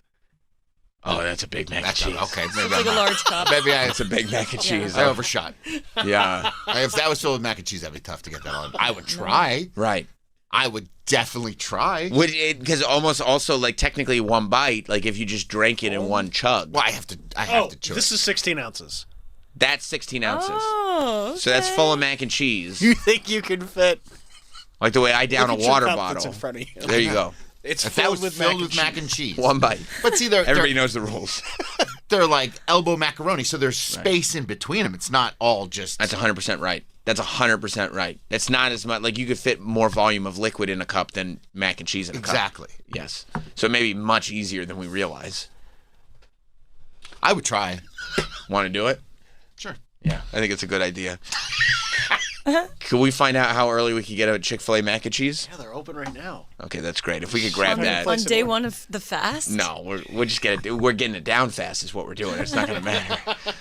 I mean, it's for the show. It's for the show, and also like you're telling me you couldn't use it $20? Yeah, I could use $20. Yeah, that's what I thought. I mean, in this economy, I mean, that would get me one Chick-fil-A dinner. it barely gets you a side of mac and cheese. Yeah. We're gonna get a large mac and cheese. I'm seeing if you can place the order right now. Oh yeah, because that's right. They have a breakfast menu. Sides. They don't have a medium? It's a small and large? Well, Not available till 10:30. All right. It's not meant to be. Wow, a large mac and cheese is $10.59. That's crazy. Well, if we can get down there at 10:30 on the dot, maybe we can rush it back, and that can be So the grand true. conclusion, Yeah, right? I don't see why we can't. Yeah, we can do that. Let's see where's the closest Chick-fil-A? It's literally 3 blocks across away. the street. Yeah. It's on 46. Yeah, it's worth doing. You think? And there might be a medium, but this is really a conversation about the large. There is a medium, but Unfortunately, we already are talking about the large. So, Let's start at a medium. well, we are really talking about the large at this point. Yeah, it might be tough. I'm going to be honest with you. Okay. Well, that's why it's $20. I mean, you know what I mean? You know, you probably could if you were to blend it up. Not that that's happening, but you know what I mean? Imagine You you had put a an immersion NutriBullet, blender in there and yeah. it just turned into a cheesy Right, thing. because that's where you really take You could advantage of the just volume. drink it, yeah. yeah, but that's a whole performance-enhancing drugs situation. That's a PED. That'd be an asterisk. Yeah. You don't But want you an know, because the asterisk. chewing would be tougher if you have that much in your mouth to chew, whereas if you had that much in just straight swallow. You know what I mean? 100%. So this way, you can't really chew the mac and cheese, you know. But I'm not gonna swallow it whole. I have to chew it. Well, if you can get it all in your mouth, you can chew it for sure. Yeah. I mean, look, here's the thing. You're built different, and people sometimes don't realize that. That's right. True. He does the banana in basically one bite. Yeah, but that's Never because seen it that goes down the before. long way. I mean, Travis can do a whole kielbasi. Up the other side. Oh, yeah. Yeah. That's years of practice, you know what I mean? She's impressed with how I ate a banana. He doesn't even have to chew the banana. It's good to go. It's not Right? that, I mean, the bananas are this big. Right. That's true. You get it down in one bite? I mean, I'll do 2 just for the sake of it. I can fit the whole thing in my mouth. Let's prove it. If we don't have a banana, I have a substitute. No, good for you, dude. Good for you. You should tell everybody. You know what? I do this all the time. What? I open my big fat mouth. And you're like, Well, oh, you let's fit see so that. much in Yeah, well, yeah, he opens his big fat mouth, and then we end up filling it up with mac and cheese for $20. I should have learned my lesson. How does that happen? With the Raising Cane's, I should have learned my lesson. But how does it happen? Every time. How does it happen, do you think? I don't know. Because you want the mac and cheese. Because I'm like, that looks so delicious. And I go, the portions are so stingy. Yeah, they are. And I'm like, that's nothing. I can do that in one shot. But also, you think the portions are stingy. But every time you're confronted with them, you go, I was wrong. Remember, like just the other day, you were like, the McDonald's beverages, they're very stingy. And then I was like, no, they're literally not. And then you went to a McDonald's and you go, no, as it turns out, the large is actually... The large is a large. Yeah, yeah. It's like 32 ounces or It's something. pretty big. Yeah, it's big. A lot of ice, but big. You could, I mean, you can't do the ice yourself? At McDonald's? Yeah. They don't do that. I mean, at least if I go through the app and I pull up to the... Oh, the app. I forgot about the app. You love the app. I have 19,000 points. Congrats on that, by the way. I don't know if I mentioned that. But this dude, it's good for him that the mac and cheese is so expensive. Because this dude goes and gets $80,000 worth of mac and cheese refunds. So many. $80,000. That means That's like 800 refunds. if he's only doing large, Yeah. Right? no, 800. it's 8,000. Because if it's only doing large, it's Oh, yeah, it's 8,000 8,000. refunds. Oh, minimum. 8,000 mac and cheeses? It's a minimum of 8,000 Do refunds. you think he's like giving it to people? Like, Well, I no, don't he's think not taking the food. he's not even Oh, taking he's the not- food. No. He's just oh, trying just to to make the scam money. for the Oh, refunds. sorry. Yeah. No, but it is on the computer that there's 8,000 Yeah. mac and cheeses. And he probably did a couple smalls in there just to mix it up. So let's say 10,000. Throw him off the scent. Yeah. the trail, rather. There's 10,000 mac and cheeses unaccounted for. I'm so confused though. You said it's. So he's not paying for it and then getting a refund because therefore No. he would make no money. No, yeah. It's just the Yeah, refund. That, I would love that scam. That feels like a Troy scam. Well, I pay for it, but then I refund myself. You know, it's It's like, well, you're just wait. even. Yeah. Okay. No, he So there's doesn't. no mac and cheese. There's he's no buying. mac and cheese, and there's no payment. He just Got it. applies the refund. Got it. Right. So he gets the payment of a mac and cheese to himself.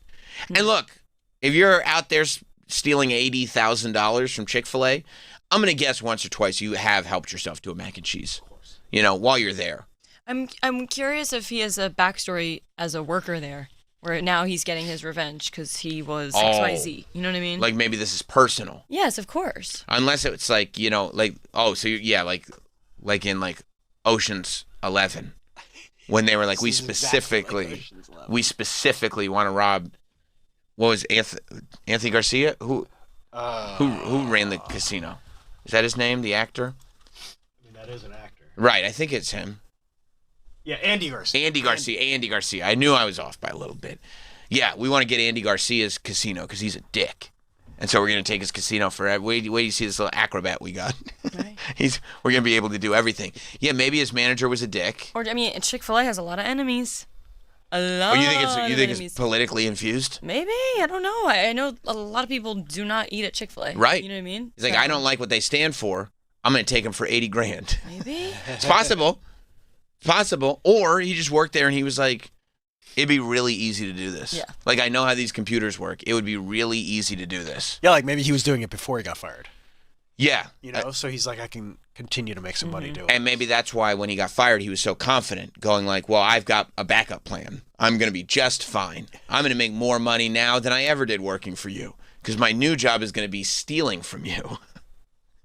Yeah, so now he's got like a full-on, I think he's looking at up to 10 years in state prison. Oh. If convicted. Maybe he's innocent, by the way. 80 grand. These are just charges. 10 years? 10 years. For mac and cheese? I know. It's a long, it's more, they're more, you sound like his defense lawyer. That's what his defense lawyer will say. 10 years for mac and cheese. What are we doing here? And they're like, no, it's for the $80,000. It's for the 80 grand is, But I mean, is what it's for. Chick-fil-A, that's like nothing to them, right?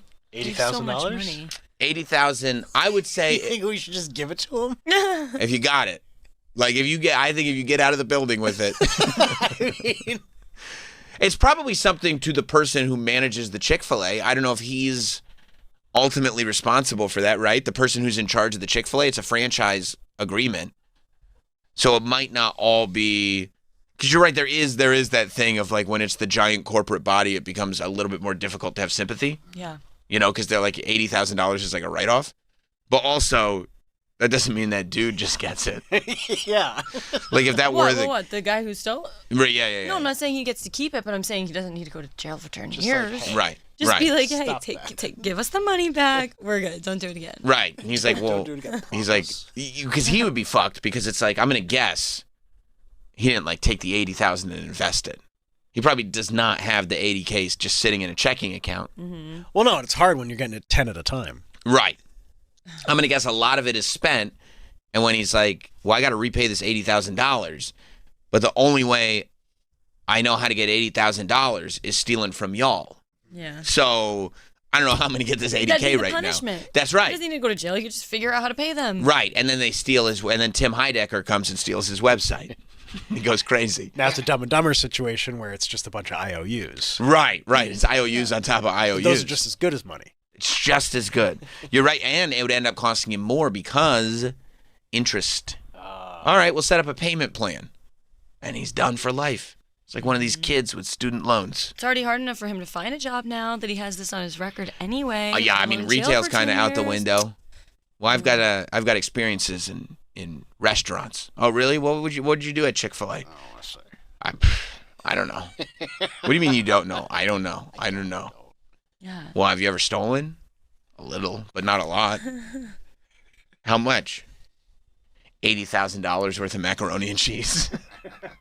But to be fair, Chick-fil-A is a big company. And it was just the mac and cheese. It was just the mac and cheese. And I didn't steal the product. Yeah. Yeah, what you don't want to do. The problem is that if you let somebody get away with stealing $80,000, then it encourages other people to steal $80,000. And then the second one is $160. And now you're starting to be like, well, $160 feels like a lot of money. And then the third one, that's $240. I guess that's true. You know what I mean? And now you're at $250,000. So you're saying they're sending him to jail to teach everyone else a lesson? Like, don't steal $80,000 in mac and I think cheese. he's learning the lesson. I feel like he's learned it. You think he has? By getting caught? Yes. If he He's had to like, but pay I it still back. got 80. Like, if he had to pay it back, he's, you know what I mean? He can't find a job. I guess, but Jail I feel like if I knew I could steal $80,000 and the only real penalty was I would have to return the $80,000 if I got caught, I would 100% go and steal $80,000. That's why I said that's why they're sending him to jail, so other people don't think that way. Right, because I would do it. So he's the guinea pig. Right, yeah. Well, I think people have stolen before. They have? Yeah. Okay. Like, From where? I don't know if this is a guinea pig type situation. Meaning like this is the first case of theft. Yeah. And people will realize I was considering it, but now that one person has done it, the mac and cheese guy made. Can you imagine that if the first ever case of theft was like, well, mac and cheese refunds, of course. I gotcha. You know what somebody should do? Rob a bank. Anybody ever thought of that? That's right where the money is. Yeah, they have all the money there. What if the product that you stole was actually money? No, I guess that's true. Guinea pigs usually are the first. Yeah. This is like we're testing on humans now. We're actually past testing on animals altogether. Right, true. Yeah, because I definitely would. If it was like, well, now I just got to... That feels very, like, God bless him. We loved having him in the studio. But Billy McFarland, you know? Yeah. Like a guy like Billy McFarland, if he knew the penalty for stealing $80,000 was he had to repay $80,000... You would do it. Yeah, because he would just find another way to steal $80,000 to repay them. and then find a third way to steal $80,000 so he could have his own $80,000 and hopefully not get caught. Yes, but also it's like, because they're in jail, Right. who's to say they're not going to do it as soon as they get out? Because now they've lost all this time to, get on the right track, and they're probably even more money hungry in this way. Right? That's true, and there are people who go right back to jail, but you would hope that they go like, well, the last time I stole $80,000, I did this shitty 10 years in jail. That's the last thing I want to do again. So hopefully I won't go back to jail. I'm going to try to not go back to jail by not stealing $80,000 again. That's true. But if you need $80,000, now not only are you a guy who stole $80K, but you got a felony. Like, you need money. Right. In How this you gonna economy? get a job? Yeah, like, I feel like if you went to jail for that, you're not getting a job, right? It'd be really tough Who to get wants a to job. hire you? Yeah, because they'd be like, well, I see you have a felony. What'd you get the felony for? We almost never hire felons, but in some cases. And he goes, well, my felony is for stealing $80,000 from my last job. Yeah. They go, well, that's one of the scenarios where we're not bringing anybody on board. He'd have to come up with a product and bring it to the Shark Tank, I think. Okay. If he Be a could do business that, owner. you know what the move would be? Come up with a fake product and get one of the sharks to invest $80,000 and then run. Risky. Swindle? Yeah. I feel like you didn't learn any lesson. That would, but you got $80K. That's what you've been looking for, right? This is a very catch me if you can scenario. Right, you're just going spot to spot Yeah. trying to find $80K wherever you can find it. Because that is a good amount. Like $80K will get you by for a while. You know? This economy? In this Biden economy? Well, you'd probably have to. Because here's the benefit of the whole thing. Mm-hmm. If you stole $80K from the sharks, you got to leave the country anyway. Oh. So you go to a place where cost of living is lower. Guatemala. Someplace like that, and live like a king. You know, like that guy in Venezuela where they did that prank. You could do Venezuela with the hilarious prank with uproarious results. Our country now. Yep. You could go to Thailand. Oh. Remember that dude Yeah. who his wife fell off the boat and then he ended up in a beautiful place on the mountain? I know what you're talking about from that radio show. John and Jeff? Yeah. No. I was talking about Sam Rockwell. Right. I wanted to be her. Yeah. No, I think that would probably be the move. And really, like, try to get the $80K from Kevin O'Leary. Yeah, he's... Because I'd feel like a real shithead if I swindled Robert Herjavec. Because you know what? He's been swindled. He has. And, like, you know what I constantly think of before I went to sleep at night? His friendly face turning sad.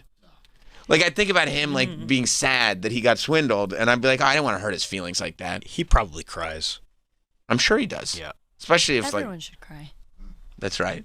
Mr. No, Wonderful. but he cries because people take advantage of him. He cries at things that you're like, it seems like a lot. Like, he's one of those criers where at first you go, it's so good to see somebody in touch with their emotions.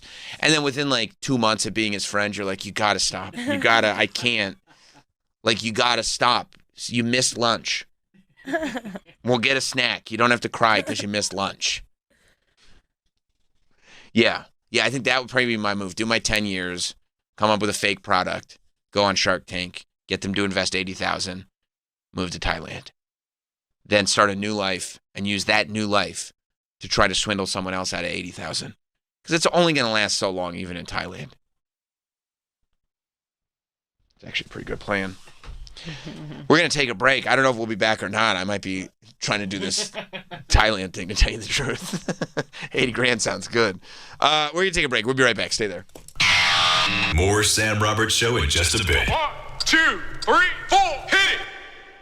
Faction Talks, Trump Nation. Say hi to Jim in San Diego. What's going on, Jim? Telling you about top 20s. I really miss the top 20s. We all know that, when you get to the pearly gate, St. Peter's going to say, it's a pretty good list, Ed, but hey, you left Unchained off your Van Halen. Oh, my God. That one's been haunting me for like 9 years at this point. You got to be kidding me. And I still leave it off. I don't care what anybody says. I'd still leave it off. Trunk Nation with Eddie Trunk. Weekdays, 3 p.m. East on SiriusXM's Faction Talk, Channel 103. Hey, what the heck is wrong with this thing? Welcome to Morgan Wallen Radio. What's happening now? Morgan Wallen Radio. Morgan Wallen what? My very own channel, Morgan Wallen Radio, is on right now. Channel 64. I guess I'm the problem. This I gotta hear. It's pretty cool that I get to hopefully have an impact on somebody else being in charge of this station. Morgan Wallen Radio, Channel 64, and in the Sirius XM app. My name is Christine, and I'm a widow. My husband Ryan died. He was a healthy 34-year-old, and 3 months later, he was gone. Thankfully, he had the foresight to get life insurance. Because we had the 2 small children, he decided it was important to get it to make sure that we would have enough in case anything ever happened. The bills were covered, the mortgage was paid, so I could focus on my kids. With Ethos, getting life insurance is fast, affordable, and 100% online. You can get a quote in seconds, apply in minutes, and get same-day coverage. No medical exam, and you can get up to $3 million worth of coverage. We truly don't know how much time we have. Life insurance didn't take away the loss, but it did give us the time and the space we needed to just grieve. Get your free quote at ethos.com/quote. That's ethos.com/quote. ethos.com/quote. Paid spokesperson. Time spent on application may vary. Online health questions required. Ready for big fun? Start for free at Chumba Casino. Sign up and enjoy a welcome bonus with gold coins and sweeps coins to explore hundreds of online social casino games, all from your phone. Spin, play, and discover something new whenever you feel like it, with no downloads needed. More games, more ways to play. Let's Chumba. Only available in permitted states. No purchase necessary. See terms and conditions for details. VGW Group. Void where prohibited by law. 21+. Wesley Financial Group is not a law firm. Ask yourself this question. Is it really worth holding on to that timeshare that you know you need to get rid of? Here's the truth. The average maintenance fee just went up over 17%. That could have been 117%, and there's nothing you can do about it. When you buy a timeshare, you give them a blank check for annual maintenance and assessment fees. I'm Chuck McDowell, founder of Wesley Financial Group. For 15 years, I've helped over 50,000 families cancel their timeshare. Not sell it, not transfer it, cancel it. Did you buy a timeshare because they told you it was a great investment and your maintenance fees would never go up? That's a lie. Are you ready to get rid of your timeshare once and for all? Simply call us and I'll send you our timeshare exit kit that explains all your options for cancellation. Call Wesley now for your timeshare exit kit. 800-722-1144. That's 800-722-1144. 800-722-1144. Looking for a great real estate agent to help sell your home for top dollar? Go to Ready.com. On Ready, agents will pay you just for the opportunity to sell your home. Just give us your address and the best agents compete on Ready to be your agent with cash up front just to win your business. Your listing is valuable. Don't give it away. Make those agents earn it. Get paid to pick an agent. Go to Ready.com or call 888-880-REDY. The whole journey from New Jersey Nights to superstardom and stadium lights. Hi, I'm John Bon Jovi. So many folks over these 40 years have really been on a ride with this band. Generational anthems, exclusive concerts, and the story behind it all on their own channel. Bon Jovi Radio is the power of we. Bon Jovi Radio, channel 312 on most radios, and always on the Sirius XM app, wherever you stream. My name is Christine, and I'm a widow. My husband Ryan died. He was a healthy 34-year-old, and 3 months later, he was gone. Thankfully, he had the foresight to get life insurance. Because we had the 2 small children, he decided it was important to get it to make sure that we would have enough in case anything ever happened. The bills were covered, the mortgage was paid, so I could focus on my kids. With Ethos, getting life insurance is fast, affordable, and 100% online. You can get a quote in seconds, apply in minutes, and get same-day coverage. No medical exam, and you can get up to $3 million worth of coverage. We truly don't know how much time we have. Life insurance didn't take away the loss, but it did give us the time and the space we needed to just grieve. Get your free quote at ethos.com/quote. That's ethos.com/quote. ethos.com/quote. Paid spokesperson. Time spent on application may vary. Online health questions required. Ready for big fun? Start for free at Chumba Casino. Sign up and enjoy a welcome bonus with gold coins and sweeps coins to explore hundreds of online social casino games, all from your phone. Spin, play, and discover something new whenever you feel like it, with no downloads needed.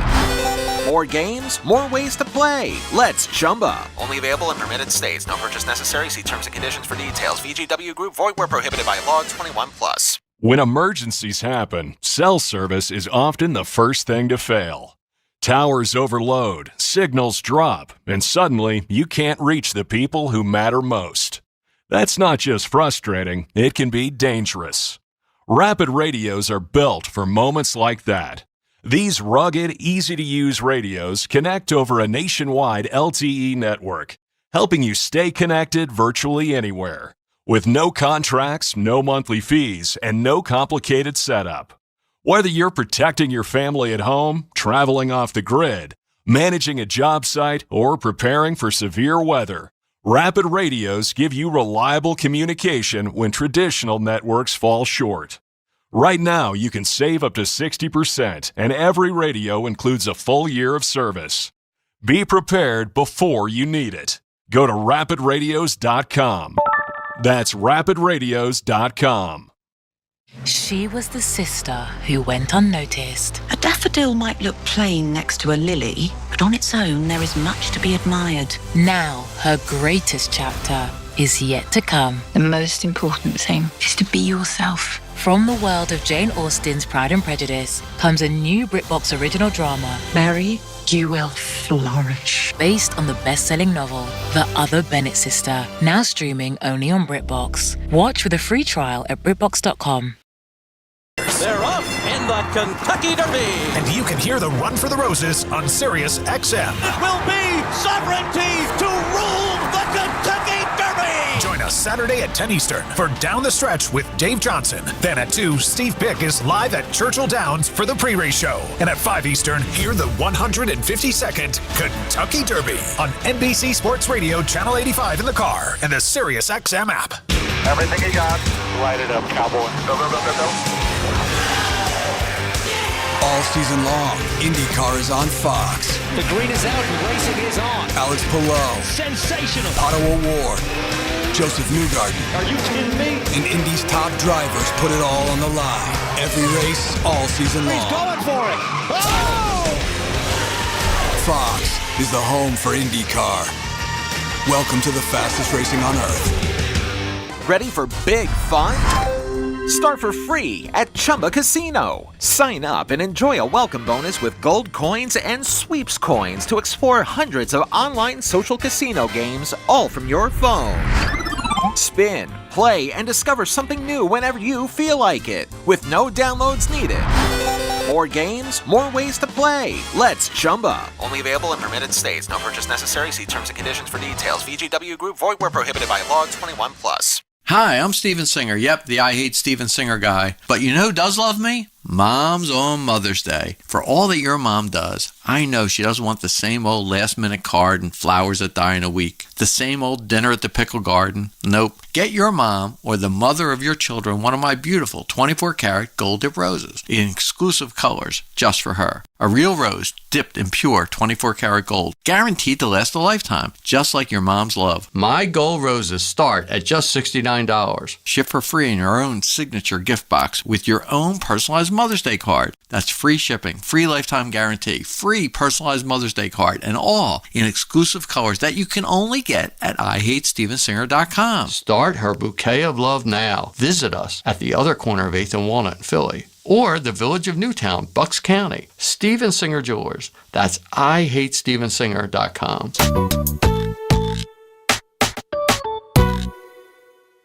In today's fast-moving job market, staying ahead means keeping your skills sharp. At University of Maryland Global Campus, we help keep your capabilities cutting edge with our skills-based education programs designed to move your career forward. Explore more than 135 degrees and certificates in business, cybersecurity, and more. Apply now and save with no application fee. Classes start May 13th. Learn more at umgc.edu. Certified to operate in Virginia by Chev. You know how those instant life insurance quotes work, right? Answer some questions online and bam, you've got a price. It's simple, except you have no idea how that algorithm came up with that life insurance rate. And research shows those companies can really overcharge. At AccuQuote, we don't hide behind algorithms, and our 40 years of expertise can save you up to 50% on your life insurance. Visit AccuQuote.com, that's ACCU quote.com, and discover up to a 50% difference in pricing for yourself. Visit AccuQuote.com.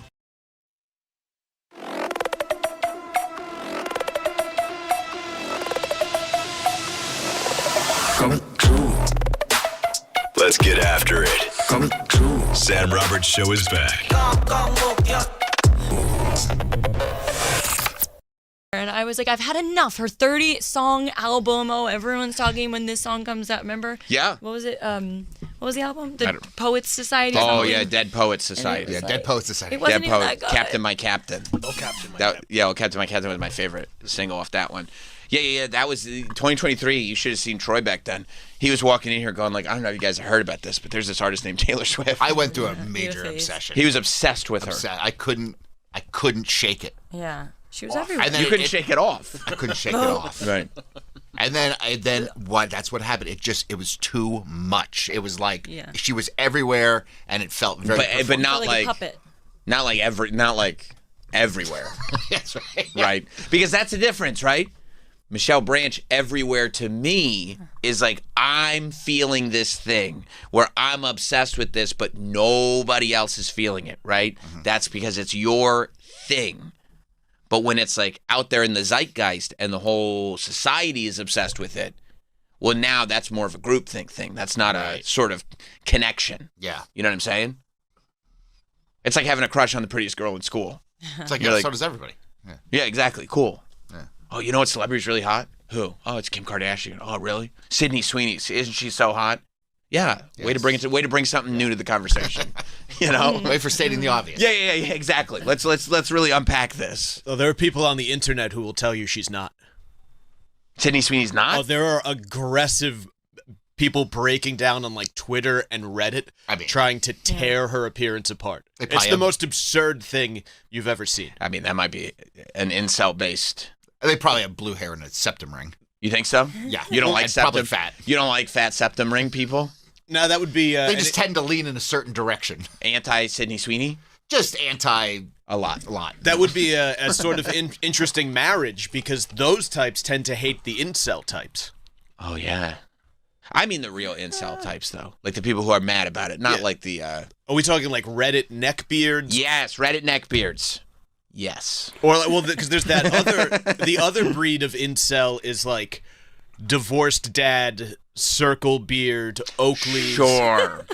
In Love the those car, guys. Making the face video. The selfie videos, then they end up on a montage of all the different pictures of the guy looking the same. He wants to tell you how women these days are all whores. That's right. Except they won't sleep with him for some reason. I don't know why. Yeah, they're all whores who will sleep with anybody except him and his soul patch. Yeah, no, that's it's weird. It's weird when dudes fall into that category and are not sitting there going like, I'm literally just following an exact stereotype. There's nothing sort of individually thought out about my identity whatsoever. Like this is just the list of things that would put me in that category. It's amazing. It's amazing. But you got to have your obsessions. You know what I mean? And I do. I know. You love Morrissey. I love Morrissey. You do? Yacht rock. Yeah. Love yacht rock. You do? You like the plunking. I like, if it ain't plunky, it ain't funky. I mean, come on. We know this. I've heard that before. So, and I like the funk. You do? Love funky. You got to have the funk. Oh, hey. Well, we want the funk. You do? Yeah. Oh. But you don't like Red Hot Chili Peppers. And they're the funkiest that ever funked. Well, the early Chili Peppers is like... It's like speed funk. Would you say the Chili Peppers are the funkiest that have ever funked? No, I was being incredibly sarcastic. I think there might have been. No, I could not have. Funkier to have funked. I think Terry Funk might be more funky. Yeah, but he lost a shoe. He did. He did lose a shoe in the Hell in a Cell. We just covered that. No, we did. Yeah.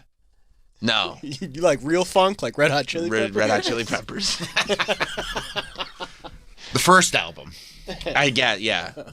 Yeah, I'm not into Red Hot Chili Peppers. There's I that. gotta be honest. Travis turned me on to the documentary about their first guitar player on Netflix. Is that real? It's mainly just about the first guitar It's player? about him, yeah, because he was like him. How he like shaped the band. He really helped shape the band with Flea and Anthony. And Flea's cool. Flea's awesome. Yeah, because I saw that thing pop up Our on Netflix. Brother Hillel. That's the name of the doc. Oh yeah. Yeah. I saw that pop up on my Netflix. I was like, I'm not watching a thing about It's the Red Hot good. Chili It's not about like it's not just like sucking off the Red Hot Chili Peppers. No, Like, no. It's really about him and how he is like the reason the band is who they are and why they sound that way and everything. It's good. And that's as somebody who doesn't really like the Chili Peppers. It's a good music documentary. I'm probably gonna skip it anyway. Yeah, it's probably not for you. Yeah. But Yeah, it 'cause I don't- was cool. They have a lot of footage. I got other things to do. Yeah. I believe you. Like where the Chili Peppers started was like almost like funky punk. So like I can appreciate that. Punky Brewster. Funky Brewster. Funky Brewster. So like that was like I'm sure that was a really cool, interesting sound in the early 80s. Right. Yeah, and then like he left and he came back. and Flea was playing in other bands. Man, they loved heroin. They did? They loved it. Well, apparently people say it feels great. Apparently. Like at the moment, it feels great. Here's the thing about heroin, though, that people need to know. It has really bad side effects. Yeah. Well, you get addicted to it and die. Oh, okay. You get addicted to cigarettes. People still do that. No, but real quick. Oh. Yeah. Oh, like you could what do they call it when you take too much of it? When you extra dose. Yeah, that's what it is. You never want to extra dose. Yeah, and you go like, I like it so much, I'd love to take 2. And May I have more? May I have some more? Yeah. Cigarettes, I mean, you smoke it till the cows come home. It's like, 15 years later, you go, oh, I guess where that lung cancer came from. But like, heroin, it acts much more rapidly, is what I've heard. Gotcha. I wouldn't do it. Heroin, that is. I used to do a little, but the little wasn't doing, so the little got more and more. I've heard that. I could see where it would fall into that scenario for sure. Another Los Angeles heroin addict. That's right. Look, it was a thing for a while. They loved it. Yeah. LA in the 80s, man. Whew. Now they got it in pill form, and the doctors just give it to you. Yeah? Heroin. Yeah. Opioids. Oh, yeah. Yeah. They'll give it to you to get you off other stuff. That's right. And it ruins lives. But at least it's benefiting Big Pharma. So at least somebody is benefiting. There are winners here. Is financially. The point. Yeah, financially speaking. Yeah. The people who need it least are doing great right now. So that's good. Yeah. So all is well. That's not to say it's not lose-lose. No. It's lose-win. Because they get their drugs, and pharma gets to benefit off profit. of it. Yeah. Financially speaking. And what's better than profit? I don't know. I watched that Marcus Lemon, The Prophet, when it was on, and it was great. So I guess nothing. Lost Profits? I don't like that band. Matter of fact, I hate that band. It's a strong stand. Yeah, I hate that band. I don't listen to them at all. That's a wild take. Yeah, well, I don't like them. Honestly, I don't like people who do. I think they suck. That's what Did you watch The False Prophet, that Netflix documentary? No, not yet. Okay. But that is one that I want to get into. It's good. You'll like it. No, I was too busy watching the Hulk Hogan doc. Why? I wanted to hear the stuff I knew. You figure it out? I wish they had done, here's the thing. It was a very nostalgic trip. It was fun in that way. You're watching all the old Hulk Hogan stuff. They touch on the negative stuff. They don't really spend a ton of time. That's surprising. Yeah. Wow. Yeah. I mean, there was a lot more of Linda, his marriage. Linda was, she came across she was pretty horny. You know? Really? Yeah. I heard his sexual activity was mentioned a lot in the documentary. Oh, yeah, his prowess. That's what she really liked about him. Because he was so horny. No. She liked having sex with a big guy. She said it. Oh. She said he was so big. The Hulkster. The Hulkster. Yeah, she liked that. What a legend. I mean, yeah, in that context, sure. But, I feel like as much as, he did a lot that people have a lot of problems with, obviously. Unfortunately. Mr. Nanny? Mr. Nanny's the least of people's concerns, as it turns out. I might have to educate. You should probably watch the doc, to tell you the truth. Made some shitty movies? A couple, but again, everybody's fine with that. They didn't even mention the Three Ninjas movie that he made, Santa with Muscles. They didn't. There's a lot that didn't get mentioned, and I also feel like there might be some legal stuff in there that they can't really touch too much upon. Because Bubba the Love Sponge, not mentioned. I mean, the sex tape is, but not Bubba. They mentioned Gawker, but again, he won that case. So right. Brooke is not in it at all and barely mentioned. Interesting. Because they're completely separated. She got herself taken out of his will. Like, it's ugly. Oh. But, like, so there's, like, a lot of stuff that is missing. And also, like, I do, for real, think that they should have spent some time on, like, his lies. Because I think that, like, as much as the sort of public, terrible things that he was shown and caught doing, like, the fact that he lied about everything is a big reason why people lose faith. Like, you can forgive a lot, but when somebody lies all the time, you can't forgive them for anything because they lie. And so really, it's like, lying is much, like, constantly lying is really a terrible trait. And it will make people lose faith in everything around you. So they didn't really spend any time in the fact that, like, he developed a reputation as a guy who lied about all this stuff. But maybe it wasn't his fault. Maybe it was just because he took a lot of pile drivers. Tell me about it. Because he did. He took a pile driver or two. And that's possible, right? But, like, get into that then. Like, be like, hey, I know he's got this, but it wasn't his fault. All these pile drivers. You know, something like that. So I saw they got the sitting president. Yes, Donald Trump did interviews for the doc from the White House. Not pre-tapes, not old footage. As the acting president, and he had even said in the doc, like, he came out of presidential meetings to sit down with the doc crew to talk about how great Hulk Hogan was. I get that. And honestly, if I was the president, I would probably take a break to talk about Hulkamania for a little bit. Jimmy Hart? Oh, yeah, baby. Okay, good. Yes, Jimmy Hart was a big part of it. And I love me some Jimmy Hart. Jimmy Hart is one of the most incredible people ever. And he's still got it. Of course he's still got it. He's one of my favorite people to interact with. He's always out there for WrestleMania and everything. Always on, always in a great mood.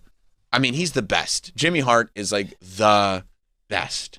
He's just trying to do right by his guy. He's talking about when they booed him, you know, at the Netflix premiere, they booed Hogan out of the building. Oh. And Hogan's like, no, it didn't bother me. I was going to be a heel. And Jimmy Hart was like, it really hurt his feelings. It really bothered him. And I get that. I'd be bothered. Bischoff in it? Yes. Okay. Yes, Eric Bischoff's in it for sure. Maybe I'll watch. I don't know. It's like it's such a long list of things. It's really well done. Sure. And it's like, you know, it's a fun kind of nostalgic trip and watching the rise and seeing the fall and everything. It's not terribly heavy. I like that. Yeah. I already know the truth. Like, you're not sitting there watching to unpack stuff. Right. You're sitting there watching just to kind of like escape into that sort of Hulk Hogan world for a second, you know? Jonathan in Connecticut. What's up, Jonathan? Hey, what's going on, guys? I'm surprised you haven't brought up the new season of Love on the Spectrum yet. It's a banger. It's a banger for sure. Good. It's really, really good. I mean, that might be just the sweetest show, most wholesome thing on television. And it's so, like, real that even I don't, like, when stuff is overly wholesome and sweet, I start to puke in my mouth because I'm like, this is, and it feels like a put on. Oh, you upchuck? I upchuck because I feel like they think I'm an idiot. I think I'm going to believe this. Like, you know, all these shows, they do it all the time. But this one is like, it's so real life. And like, yeah, these wonderful people are just out there searching for love. They're being completely themselves. I love that one dude that yells at his mom about stuff all the time. Colton? Maybe. I forget. He's hanging out in the kitchen with his brothers and his mom, you know. Yeah. Love that dude. Connor. Connor. That's it. No, Mom. I love him. I love him. The new guy is great when he goes suit shopping. Oh, yeah, he's it's the best. so fucking good. He's the man. When he's sitting there going like 300, the guy goes like, how much are these suits? And the guy goes $2.99, and he goes, like $1? And they go, no, it's like $200, like $300. He goes, that's a lot for a suit. But when he puts on that oh, bro, he watches this guy. He's like just putting on a regular suit, and then he sees this guy putting on a blue velvet jacket with a bow tie and everything, and he's like, oh. And I'm sitting there going like, I wish I was in tune enough, because I see that. You know, if I go suit shopping and I see some dude looking like $1 million in a suit, if I'm really being honest with the core me, I want to be like, that guy looks cool. I want to look like that guy. But every part of you is built to be like, no, don't say that guy's cool. Find something else. Oh, he's fine. Whatever. I'm going to find my own thing. But not this dude. This dude goes, oh, I want to do that. And then he's got his friend with him that's like, yeah, you can pull that off. And I mean, I think it's his sister. Yeah, maybe it's his sister. And he puts on the blue velvet jacket and a bow tie. And you could just see it changes his whole vibe. He looks like $1 million. He feels like $1 million. Yeah, it's great, dude. It's great. Yeah. Logan. I think James's dad is the winner, though. James of everything. James is the one with the long hair. Oh, of course. And he's been in like. And his dad just has no patience for him whatsoever. His parents are the best. No, yeah, and that's the other, like, you could see, like, they find these great families where the parents, like, they show, okay, their parents lose patience. Their parents also, like, think that this part's funny. They're like, you know what I mean? It's just, it's such real interactions, but it's also yeah, there he is. Good-hearted. Look at him. He looks like fucking Bruno Mars. Have you met the new Hispanic kid? I don't know. Okay, you're gonna love him. I don't know. What I are was you going gonna to say the amount of people that have sent me stuff about this kid because he's so obsessed with Hannah Montana and Miley. Oh, he Obsessed. does. Yes, that's right. Yeah. Oh, and he loves Obsessed. Thomas the Tank Engine.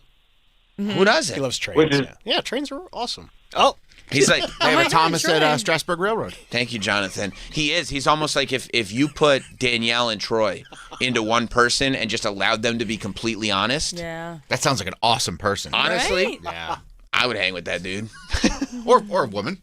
Could be. Yeah. Who's to say? and he doesn't like Family Guy because of the cursing. Oh, Yeah, I was watching the first episode and I was like, I have a lot of similarities with this dude. Oh, yeah. a lot. Oh, yeah, I love watching it. When they start going through their processes of how they organize and collect things, I go, yeah, that makes sense And to how me. he, because I only watched Taking the first notes? episode, but he has Yeah. his like his imaginary girlfriend. Oh, yeah. You know? Yeah. Oh my god. Yeah. No, yeah, this show's great. Yeah. This show's great. The people are great. And I actually think it does, like, I think this is one of the few shows left that actually low-key does good in the world. Absolutely. You know what I mean? Because it's like it nobody leaves this feeling anything but warmth and like joy. And like it I don't know, it's just the level of sort of, because you fall in love with these people. You want to get to know these people. And I feel like hopefully that translates out into the real world where you're like, let me appreciate these people for who they are. It's wonderful. It's a wonderful thing. You know, I appreciate for being honest. Oh, thanks, dude. You didn't let me finish. Oh, go ahead. Lindsey Graham finally got to the bottom of that bubble wand. Lindsey Graham, I don't know if you saw. Do we have answers? Yeah. Yeah. The Pops won't leave him alone. TMZ's Washington, D.C. division. They're on it, aren't they? Yeah, they have a D.C. division. And they keep tracking down. Remember when George Santos was in office and they used to just follow him around asking him, when you going to quit? Yeah. You should get fired. You suck at your job. When you going to quit? Nobody wants your cupcakes. Why wouldn't you just quit? Why you lie so much? We hate you. Yeah. So they're doing like that, except they're just like every time Lindsey Graham shows up, you know, Lady G as he's known on the internet. Mm-hmm. Every time Lindsey Graham shows up, they go, what about Disney World? What about Disney World? They're still just asking about the bubble wand.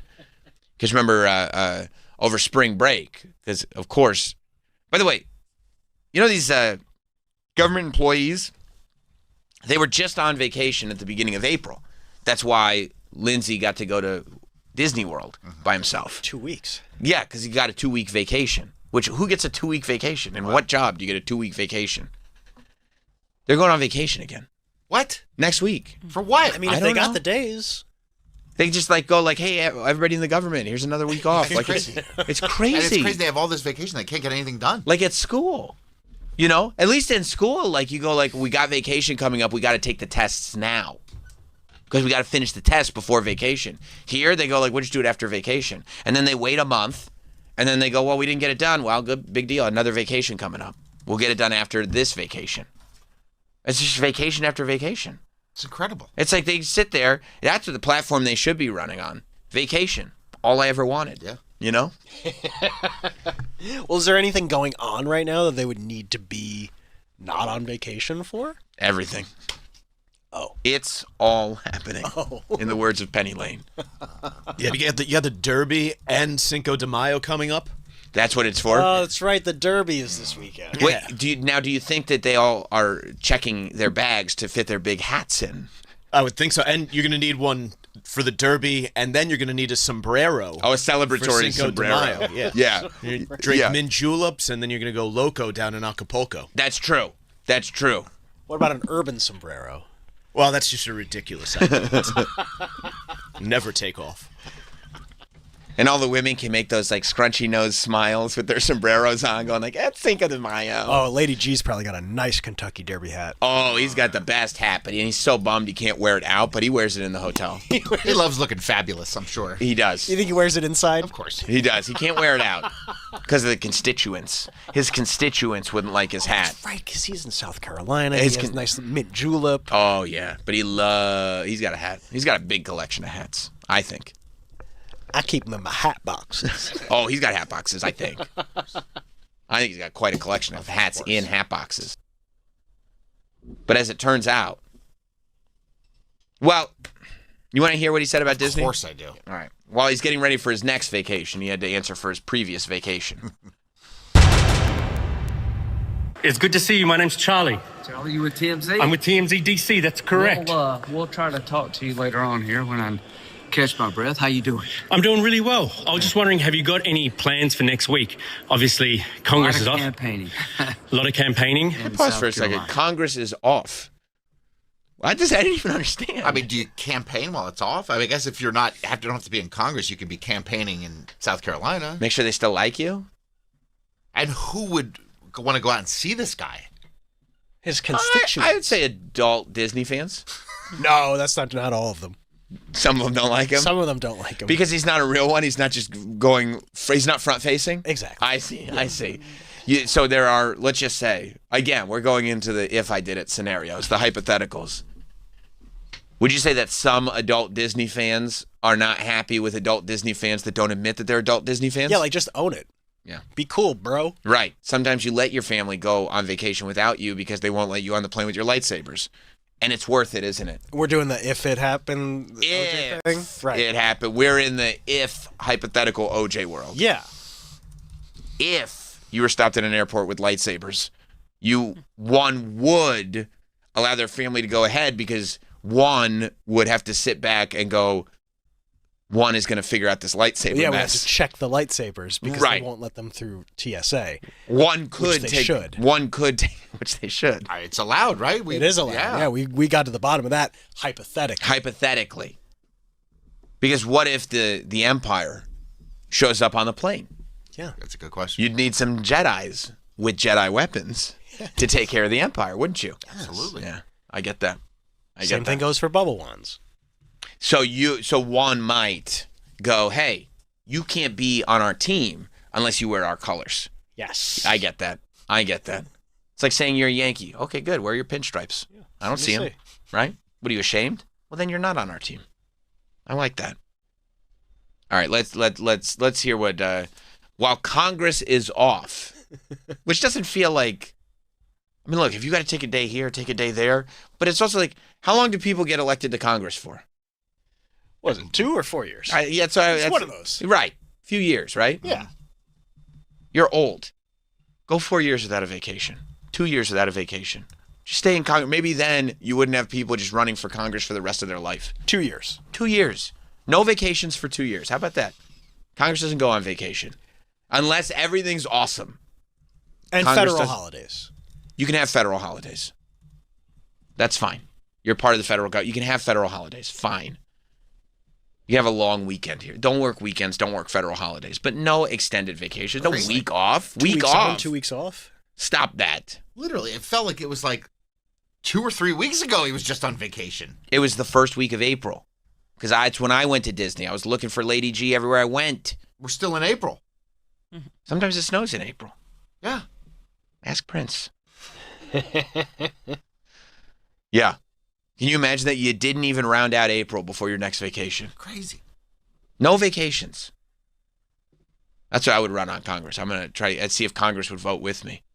I'd like to put a bill forward that we stop all vacations. I bet none of them would vote for it. No. They like their vacations. Of course. Oh, and they're, gosh. I bet you know what I bet it is?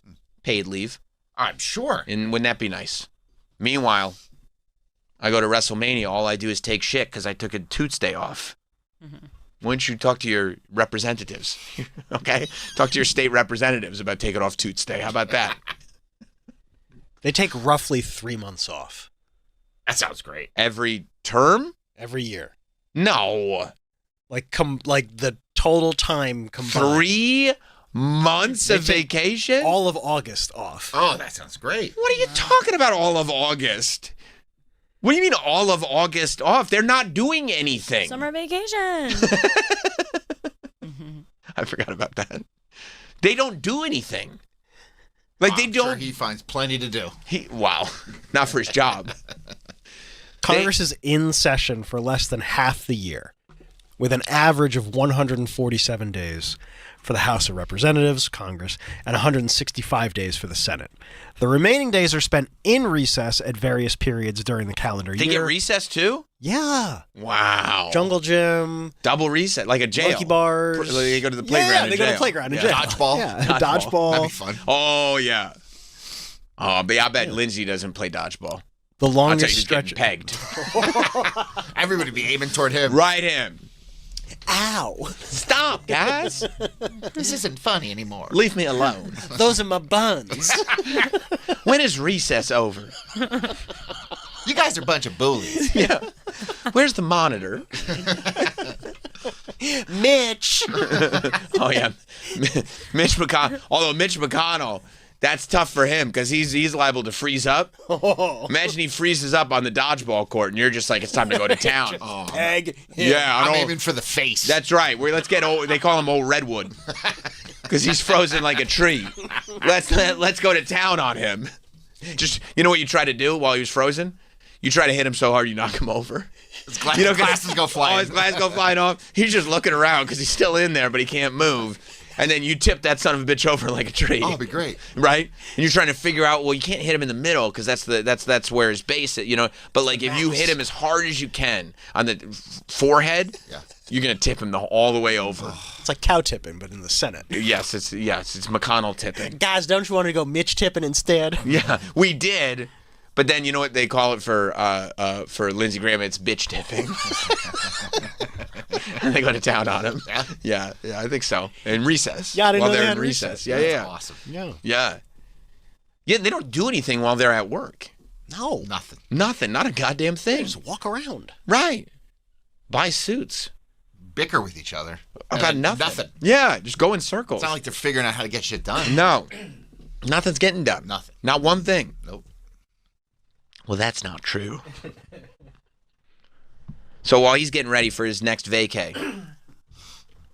So if April is spring break, what's May? It's gonna be May. It's gonna be May. Maybe they're just trying to avoid all the Well, memes. I bet there's, like there is in school, now there's midwinter recess. Yeah, but you and get it in spring break. You get it in February and April. Right, yeah, that's... So I guarantee you they get the February break too. Of course. Yeah, of course. I bet they that's get... when they were... All the TSA was all messed up in February. Of course it was. Because they were shut down again. They gave themselves a week. Yeah. So they get... Yeah, but Nice came in there and cleaned it up. And they did. They got Who did? Nice. Nice. I forgot we renamed them. Yes. Yeah. That's really... At least it's not petty. No, he's dead. Who, Tom? Yeah. Rest in peace. Yeah, I mean, maybe this is... So that's midwinter break, and then they did spring break. This must be midsummer break. Oh, you think this is midsummer? Oh, I know. Yeah, you bet it is. I want to be the bear. Grr. Y'all gonna light the house on fire again? I'd make a good flower queen. Oh, she is. He's up there. You think he's going up there to be the May Queen? Oh, he is dancing around. No. Yeah. They won't let him play because he's like he's a ringer. Oh boy, LG's on his way up. He won't fall down. Yeah, he brings his own crown with him. Yeah, so weird. All right, so while he's getting ready, he's got a Martin Prince to him. He really does. He really does. Hello, chaps. just an all-time shovability. Oh, poor Senator Graham. Poor Representative Graham. So while he's sitting there getting ready for his next vacay, TMZ gets to the bottom of a lot here. Because I know last... You're welcome to join us. I'm good. I'll be around DC. Because I know last break we saw you at Disney World. Yeah. Is there any plans for Disney World this break? No, not going to go to Disney World this time. Got to go campaign at home. Enjoy Disney World, but you got to work and try to have a life too. So Oh, I hate That's that. true. Hit Next pause. week Hit will be a pause. good- Before he gets to the meat of it. Got to work and have a life too. No, dude. I don't need you to have. I'm not sitting there and going like, oh, I'm glad my state representative is having a life in Disney World. Yeah, with a bubble wand. Right. I can't even afford to. I can't afford to get in the door. Right. I'm glad he's living his life. No sympathy towards him whatsoever. None. I'm not sitting there going like, man, these guys work so hard. I hope they have a life too. No, I don't care. No. I hope they don't have a life. Yeah. I hope they just go to work. That's it. Until things get you have to just go to work. Just keep working. Gotta have a life. Do you think have you ever sat there and looked at a congressman or a senator and gone like, you know what, I really hope they got their work-life balance sorted out? No. None of us do. No. I mean, if things were great, no, sure. They'd be like, we're working our ass off. Like, okay, great. You take the vacation. If we were back in the .com bubble, forget about it. Pets.com? Oh, my God. Pets.com is through the roof. Take all the vacations you want. Yeah. But once that thing crashes, sit your ass back down. Once I'm not using Real Player anymore. That's right. Yeah. Sit your ass back down. Work-life balance. Get out of here. You live alone, dog? Yeah, you work for me. Right. Go vacation by yourself. What are you talking about? Yeah. Your whole life's a vacation. Get the cost of beef down. Beef's so I expensive. need some beef. Gas. And drink some gas. Yeah. Costs a fortune. Arm and a leg. I'm just trying to drive around a little bit. Get my mind off things. No Sunday drives for you. No, I'm taking out a second mortgage. I had to refinance the house to fill up the card the other day. Things are that bad, huh? That bad. It's crazy. It's great. It is crazy. They go, "Why are you refinancing now?" I said, "I got an empty tank of gas. I gotta go to the grocery store. I have no gas. I got no gas. I need a dozen eggs." That's what I said. I need a tank of gas and a dozen eggs. I'm going to refinance my home. Now look, you like, but at least Lindsey Graham gets to go on vacation next week. They go, "Well, good news. Lindsey Graham's got his work-life balance sorted out." I go, "Oh, okay, great. Good. He had a wonderful time in Disney World." "Oh, okay, good. I'm glad he did." I mean, he looks refreshed. He does look real refreshed. He certainly doesn't look like a guy who's on the precipice of another vacation. No, he doesn't look like he needs it. No. I mean, do you think they ever have a meeting where they're like, you know that sometimes like you're approaching, sometimes I feel this when it's like you're approaching a planned vacation and you're kind of like, I don't really need a vacation. Yeah. You know what I mean? And Yeah, you're like, yeah. you kind of like, there's like a little instinct in you that goes, we should not be taking days off at this Like point. when you went to WrestleMania, like we had to take those days off. But I was like, I don't need these. Right. Like if I hadn't been working over here, Yeah, of course. there's no way I'm going like, well, I just take the week off for myself. Like, Right. I don't need this vacation. Like we're kind of good. We're back in the Just did swing it. of things. Yeah. That's literally him. He just did it. I mean, you think they ever sit around like in Congress or the Senate or anything and go like, hey, we don't really need another vacation. If they give it to you, You just take it. of course. This is a different situation, this show, but like, if you worked for... Yeah, but guess what? Huh. They're they. Yeah, but if they're When I say they give it to you, they are they. Well, then they get like to pick they're it. the ones. They get to pick it. They get to pick how much time they want off. Like who's they? They're they. When it goes, well, they gave it to me. That's the man. The man. If the man gives it to you, then of course you take everything you can from the man because he's gonna. Because let me tell you something, he's gonna shake you down. Of course. But Lindsey Graham is the man. So don't sit there and tell me work-life balance, and it's like, well, you know, we have the days. You gave you the days. You see what I'm saying? Yeah, I mean, it's like if you could take them, though, why not? And still get your paycheck. You got the same amount of pay. No penalty, right? Well, guess what? We're gonna watch you. We're gonna be watching. You better enjoy yourself because you're gonna pay for it on the other end. TMZ is hanging out all over DC now. You gotta love that. I do. You know, I do. I think it's great. It's great. and I'm glad we're getting to the bottom of this. Mm-hmm. But it's like, you know, they're not asking the real hard-hitting questions. More political stuff? Just like, you know, He was supposed to be in Disney World, right? But he said he was shooting guns in South Carolina. Oh yeah. Why'd you lie about shooting guns? Why would you lie about why? So you were there. You weren't doing. You said you were doing this. Why'd you post that? I'd love to get Lindsey Graham in studio and just do vacation questions. Like, what are you doing, dude? How much did the one cost? Did you get a refill? 100%. Yeah. Did you have to get more bubbles later?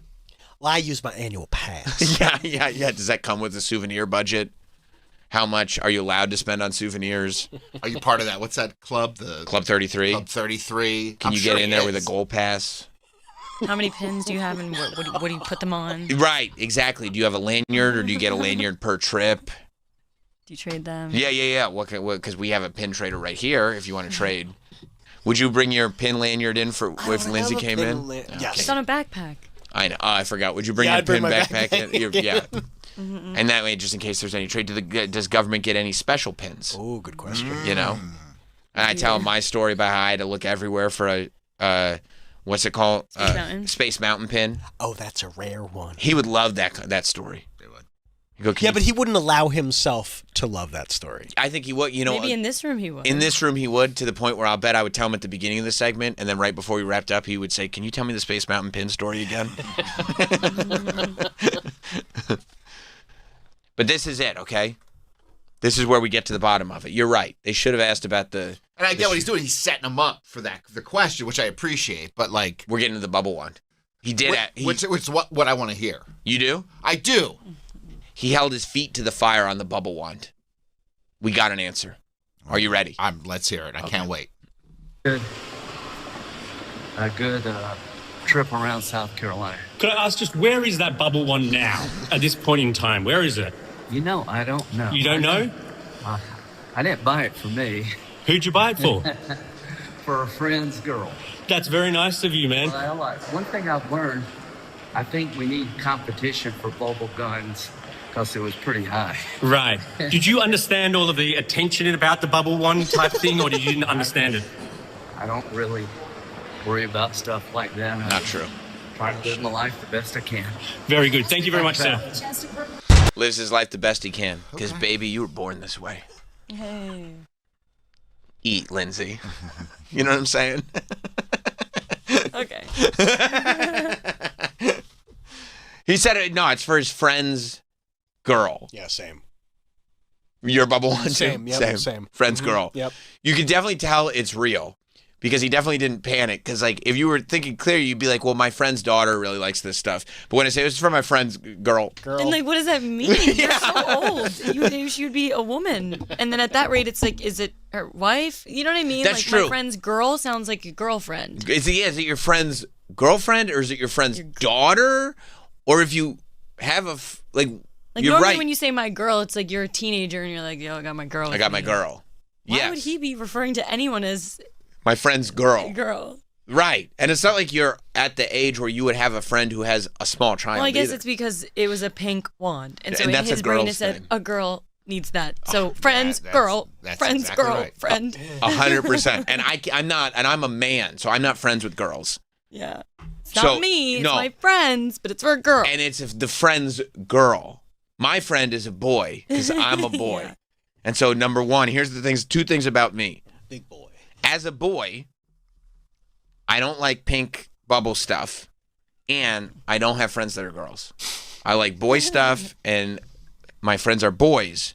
But one of my friends who is a boy, not my boyfriend, friend who is a boy, has a girl. That's who the bubble wand was for. Appreciate you asking that question, but mystery solved.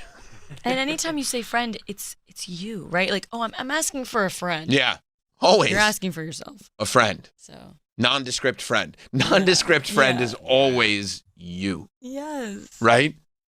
It was and it's even more nondescript. It's actually not even for me. Oh, who is it? He was hoping he wasn't gonna. Who is it for? Because you could just say, I was there. A good friend of mine from college has a granddaughter, and so I bought it for my good friend's granddaughter. By the way, you buy that when you're on your way out. Yeah, he's walking. That's a great. That's such a good call. I thought they might sell out of bubble wands. Yeah, then there's no bubbles left for the girl. Right. I like the bubbles. You thought that maybe you better buy it on your way in and bring it on the rides with you and go to Tangled by yourself. You went to Tangled, which, by the way, by his logic of I'm a boy, so I don't have friends that are girls, and I don't like pink bubble wands because I'm a boy. Tangled, by those rules, true or false, Tangled not for boys. True. By those rules. True. By those rules. By those rules. True. Tangled not for boys. If bubble wand not for boys. If we can live in a world where Lindsey Graham just happens to be a dude who loves pink bubble wands, which is fine, then he can also be a dude who loves to go to Tangled. I went on Frozen Ever After. It was great. Yeah. They pushed the boat away. It was incredible. I went with my daughter, but I went and had a great time. Right. Tangled is one of my dad's favorite movies. Right. Because it's so good. I'm sure it's great. But your dad's not sitting there clearly lying about stuff. Your dad would probably be like, here are the things that I like, here are the things that I don't like. They're based on truths. Yeah, he should have just started waving the wand around, being like, you like it? Just something. Yeah. You're holding it. We know you have it. It's yours, dog. Just own it. It's more embarrassing to be embarrassed about it. Because now I want to know, why did you buy it when you first got there? Why wouldn't you buy it on the way out? Because they've never, in the history of Walt Disney World, have they ever sold out of bubble wands. They have plenty. And, like, if it wasn't pink, like, if it was blue, would any of this be an issue? Like, how dumb is that, an right? adult by himself for sure. at You Disney think? World with a bubble wand is a little strange. I would, Yeah, of course, I but- would say pink bubble wand makes it much worse. Of course. Yes. Oh, yeah, absolutely. Yes. But I feel like at that rate, it'd just be like, man, we got another Disney adult. Right. And I'll bet he could then admit it was his. If it wasn't pink, Yes. he would say, yeah, I bought a bubble wand. I was having fun at Disney. Yeah, but it's this bigger conversation. The like, problem It's is a pink. He's so closeted about everything. You just don't know who he is as a You just human. don't know who he is. Like, Yeah. if he was just out in the open of who he is and he enjoys doing this, he'd be like, okay, well, that's what that guy does. I love Disney World. I go by myself. I have the wrestler Matt Cardona on the wrestling show. He's like, yeah, I fucking love Disney World. I'm going to Disney World to get breakfast. I'm going to ride some rides by myself. I'm going to go to the gym after that. And it's like, you can't, how do you fuck with that? It's like, well, that's what he likes. That's what I like. Yeah. And it's like, oh, look at you. Yeah. I love you living your life on your terms. Look at the life that you've created. We should all be so lucky. This guy, just everything about him is a lie. Just a web of lies. Yeah. To the point where it's like, if you asked him again about, like, I would love to get him in here and ask him about the bubble one. I bet it'd be a totally different answer. Of course. That bubble one was for himself. Of course it was. He didn't know they were going to take pictures. They got him. They got his ass. It's just funny, though. Again, like, he was at Disney World. He doesn't have a hat on, doesn't have, like, any sort of disguise. No. He looks like Lindsey Graham. That's the guy. I mean, for God's sakes, he's wearing khakis. I know. It looks like he just came from Congress. Yeah. And took off his jacket. Maybe he did. Because it was hot in Orlando. In Orlando. Left D.C. and it's like, you going to South Carolina? No, right to Orlando. Right to Orlando. Just right to the single rider line. Yeah. Well, now he's going to have it disguise. Because now he knows that everybody's on the hunt for him. Everybody's going to be looking. That's going to be tough. If he really is taking the week off to campaign, every campaign stop, people should be asking about Disney and the bubble wand. Yeah. You know? Every single one. And it is funny the guy's like British because bubble wand sounds funnier with a British accent. Yeah, there is a condescension that just comes with the accent. Like, he may not be judging it on purpose. Right. But it sounds judgmental. Yes. Because he's saying it with that proper British accent. Like, he's speaking in the King's English, which makes it even more absurd that a grown-ass man would secretly need a bubble wand for himself and want to keep it a secret. Yeah. I love it. We're not done with this. You don't think this is going away? You don't think it's, hey, there's your answer, now leave me alone? It's the only thing I want to know about from him. Because the more he lies about it, the more curious I am about it. Like, he probably has a lot of bubble wands. You think he buys one every time he goes to the park? Yeah. You think he goes to the park a lot? Yeah. I mean, you're a guy who understands how Disney people act. Uh-huh. You think he's got a collection of bubble wands? Yeah. You think he buys a different one every time? Uh-huh. Oh, boy. Yeah, one for each princess. You think he's got a collection of princess bubble Well, wands? yeah, because he bought Ariel this time. So That was Ariel that he had? Yeah, for sure. So he's, I mean, I'm so glad we have an expert. It's incredible you know that. Yeah. Well, I mean, it was like red and pink. Like that's Ariel colors. Duh. Come on, Troy. Jesus. You didn't know that? You know what I did, but I'm glad Travis here. Me too. Yeah. So he's for sure already knocked out, Cinderella and Rapunzel. And Interesting. Because Ariel's not going to be the first. No. Where does Belle fit in Second. the rank? Under Cinderella? Uh-huh. Wow. Your ranking? Yeah. Or factual ranking? Mine. Oh, I okay. don't think there's thought you were factual. saying. Okay. What about Sleeping Beauty? Does she have a bubble one? Aurora? Is her name Aurora? Yeah. Oh, I didn't know that. What? Did you know Sleeping Beauty's name was Aurora? I'm out of the loop. Third. Yeah. Behind Belle. Yeah. Holy shit. Does Snow White have a bubble wand? Probably. She's the first princess. Probably. I would hope so. Although she's not really, featured at the Magic Kingdom anymore. Why not? Well, What about the Seven Dwarfs Mine Train? Yeah, but that's more the dwarfs. Yeah. Shit. Yeah. She get canceled? Was it the Rob Lowe performance? Might have been the Rob Lowe performance. It's a good call. It's a really good call. They're like, we can't put do it, this. Just shove her in Germany and Epcot. Yeah, that's it. Don't worry about That's it right. anymore. It is the Seven Dwarfs Mine Train. It's not Snow White and the Seven Dwarfs Mine Train. Yeah. She got canceled. But you don't know if she has a bubble wand? I don't know. I wouldn't put money on it. Whoa. Is she technically a princess? Yeah. Snow White? Yeah. Yes. She's Okay. the first Disney princess. I mean, she's just a lady who hangs out with dwarfs, though, no? No, but she's a princess. Yeah. I mean, just because someday my she's prince with the will come. prince. Oh, I get you. You know what I mean? Yeah, But she didn't marry the prince in the movie. No, they just made out. Right, that's what I'm saying. So if they just make out, you don't get to be a princess from making out with the prince. You got to marry the prince. Yeah, that's my Isn't problem. it inferred? Huh? Isn't it inferred? You think they got married after? I haven't seen the movie in a while. I mean, But you would think so. That's a more proper time. You're not making out with a dude unless you're going to marry him. yeah. Yeah. That's a good call. That's a good call You're not on your going part. steady. Yeah. Yeah. Let's see. Oh, so Snow White is a prince. I like that. By the way, you see, this is why we need to get LG in here. Because, you could hold his feet to the fire on this princess stuff. Because, number one, he's got more based on the Ariel. So you're saying, with other people's, because this is your Disney princess power ranking. Power ranking, sure. Right. Yeah. With other people, nobody's power ranking Ariel as the number one princess? I don't think so. Okay, so your Disney princess power ranking Go ahead. goes Cinderella first. That's so lame. Why is that lame? It's just basic. I got you. It's like saying Taylor Swift is your favorite. Saying Cinderella's number one. I mean, she's She's the goat. always smack in the middle of Yeah, everything. she's the But goat. that's so overrated to say. It's Is literally she the her goat? castle. What It about is her Tiana? castle. I know that's what I mean, but what about Tiana and Is she the one? Arda? Is she the one from the Bayou Adventure? I Yes, see. she's the best. I She see. made her own business. She did? Yes. Tiana's not even on my first Yes, she always had hand. dreams of. Was it beignets? Yeah. I nailed that dreams shit, of huh? Yeah, New making her own Orleans. kitchen. See, my wife disagrees. Aurora is not behind Belle. WTF. Who's Aurora again? Aurora Sleeping Beauty. Sleeping Beauty. But she loves Sleeping Beauty, so I get why She does? Yeah. This is a constant battle. It's because she tries to keep herself unconscious so she doesn't have to deal with you. Imagine thinking, having dreams that you're Sleeping Beauty and you wake up to a kiss from the prince and then you open your eyes and it's those rodent eyes staring back at you. Because my glasses are. Your glasses are off because it's the morning. That'd be horrific. And by the way, no offense. None taken. Okay. So you go Cinderella, you go Belle second. No disrespect. No disrespect. Yeah, I go Belle second. Oh, wow. Okay, Yeah. Belle second. And then you said Sleeping Beauty third? Yeah. Oh. So basic, Travis. S You're going Beauty. in order.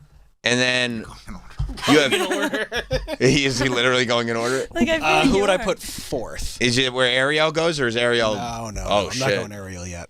I'll go Rapunzel next. I like that. She's from the Tangled Rapunzel? Yeah. That's a newer princess, no? Rapunzel? She's not a newer princess, but for a Disney movie, it was. Till That's what I mean. 2010. Rapunzel wasn't a Disney. But Rapunzel has always been a Yeah. fairy tale person. But that was like a Grimm's fairy tale. That wasn't a Disney fairy Yeah, tale. it's true, but that doesn't matter. Yeah, Oh. like Snow White is Sorry. not a Disney fairy tale. Like No? Moana. Moana is. Where's Moana rank on the? Is she a princess? She's not a princess. Yeah. She's a Polynesian None of those were princess.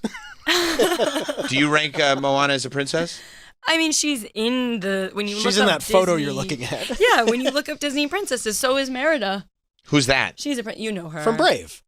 Oh, she a redhead? Yeah. Yes. Merida's badass. My Piece life of is ace. planned out. No, she's the best. Yeah. Well, I guess Moana would have to be a princess because she got to hang out with Maui so much. I don't know what that has to do with being a princess. I think anybody that She's hangs the daughter out, of the chief. She's Right. royalty. She's princess. the tribal chief. Yeah. God, Yeah. stop doing that. I think anybody that gets to spend significant time with Maui or anybody who has a voice that is Maui's is considered royalty. I thought you were going to say a princess.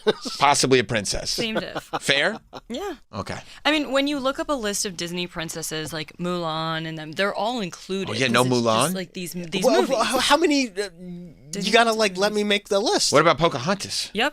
They're all here. Boom. Down the list. Wow. Okay, so you're at Cinderella, Yeah. Belle, Yeah. Sleeping Beauty, Rapunzel. Yeah. Rapunzel, let down your hair. That's good call, dude. So I can climb up and get into your underwear. Oh. Bro, if I could fist bump you from this distance, I would. That was fucking awesome, dude. Snow White. That's my top 5. Oh Those are my the goats. God. Snow. You didn't even know if Snow White was a princess. Oh, maybe you did, and I didn't. Yeah. So Snow White. That's my top 5. Those are the goats. There's no way. Yeah. Oh, also, That's Elsa crazy, and though. Anna are 9 here. I forgot about that. Who's? Elsa and Anna? Yeah. I mean, They're I both guess princesses? Anna would be the princess. Well, Princess Elsa's Anna. the queen. Princess Elsa. Yeah. No, They're both Okay, bro. Queen princesses. Elsa. Right, but they were both princesses, then their parents died. Sure. Yeah, he's over here going like, yeah, they're both called princesses in the movie, and I'm like, I'm not watching that bullshit. You didn't know watch what I'm saying? Frozen? You've seen Frozen before. It's been on in the house for the children. So It snows in that movie, Troy. Okay. Right? You have a princess power ranking? Troy, come on. I did mine. Well, Rapunzel. You like that one? Just quoted to the Beastie Boys. Because of the limerick? Yeah. But that's crazy that Rapunzel is in your top 4 princesses. She just like only was a Disney princess in the last few years. Yeah, but Tangled fucks. You love so Tangled? Yeah, it's a great You movie. love that movie? Bro, we're like 15 years out. That was like 2010. Yeah, that's a great Whoa. movie. I never seen that movie, Tangled. Yeah, it's great. Oh, You haven't seen Tangled? hell no, dude. Have your kids? Nope. Bro, I didn't know get you were your such a daughter bad to watch parent. Tangled right. Yeah, what? Right? Like, Oh. I didn't somebody know called either. Dyfus. or Flynn whatever. Rider, and they're Yeah. making a live action. They don't need to Of do that. Rapunzel? Mhm. Of Tangled? Yeah. Yeah. They got to stop with those live action things. I know. Except Moana. The rest of them I don't like. Woo! Who's your power ranking, Troy, for princesses? That's Travis. Troy, you said Rapunzel was your number 1, actually, which is crazy because Tangled is pretty new. But You're right. I would say Cinderella sang "Don't Know What You Got Till It's Gone." The band Cinderella. Yeah. Yeah. So we'll put them second. Okay. Pave Paradise and put up a parking lot? Did you just refer to the Princess Cinderella as them? Yes. Okay. All right. Well, that's their preferred pronouns. I'm not here to judge that. Pocahontas because of Elizabeth Warren. That was a funny thing. Troy's power rankings are the best. Yeah. Let's see here. We'll go Belle because of Doug Bell. Right. Hey. So we'll do that. Sure. Okay. Wow. And then who comes in at number 5? Out of these. Oh, I know who. Who? Jasmine. Jasmine. Jasmine. That's a good call. Has to be That's your 5 then. Okay. There it is. Boom. So Troy's princess power ranking is Rapunzel because Beastie Boys. Cinderella because they're just a good band. Good hair metal band. Yeah. Pocahontas because Elizabeth Warren. Yep. Belle because Doug Bell. And Princess Jasmine because of Jasmine from 90 Day Fiancé. Correct. That's a good power Is ranking. that solid? Yeah. Danielle, you took huge. I appreciate that you're not being judgmental of Troy's power ranking because you understand where he's coming from. Yeah. But you were being very judgmental of. You said Travis's princess power ranking was very basic. They're really bad. We come from a different generation. Bad, huh? His are just bad. Horrible. Because they're so basic. I know. Yeah. Not a lot of thought put into it. It's no like thought. he's like next. He's gonna be like, oh, I'm obsessed with Taylor Swift. It's like, okay, simple. Right. Yeah. Harry Styles. Oh yeah. Oh, and he does. Oh, I gotta get these tickets. I know what you're saying. Sorry.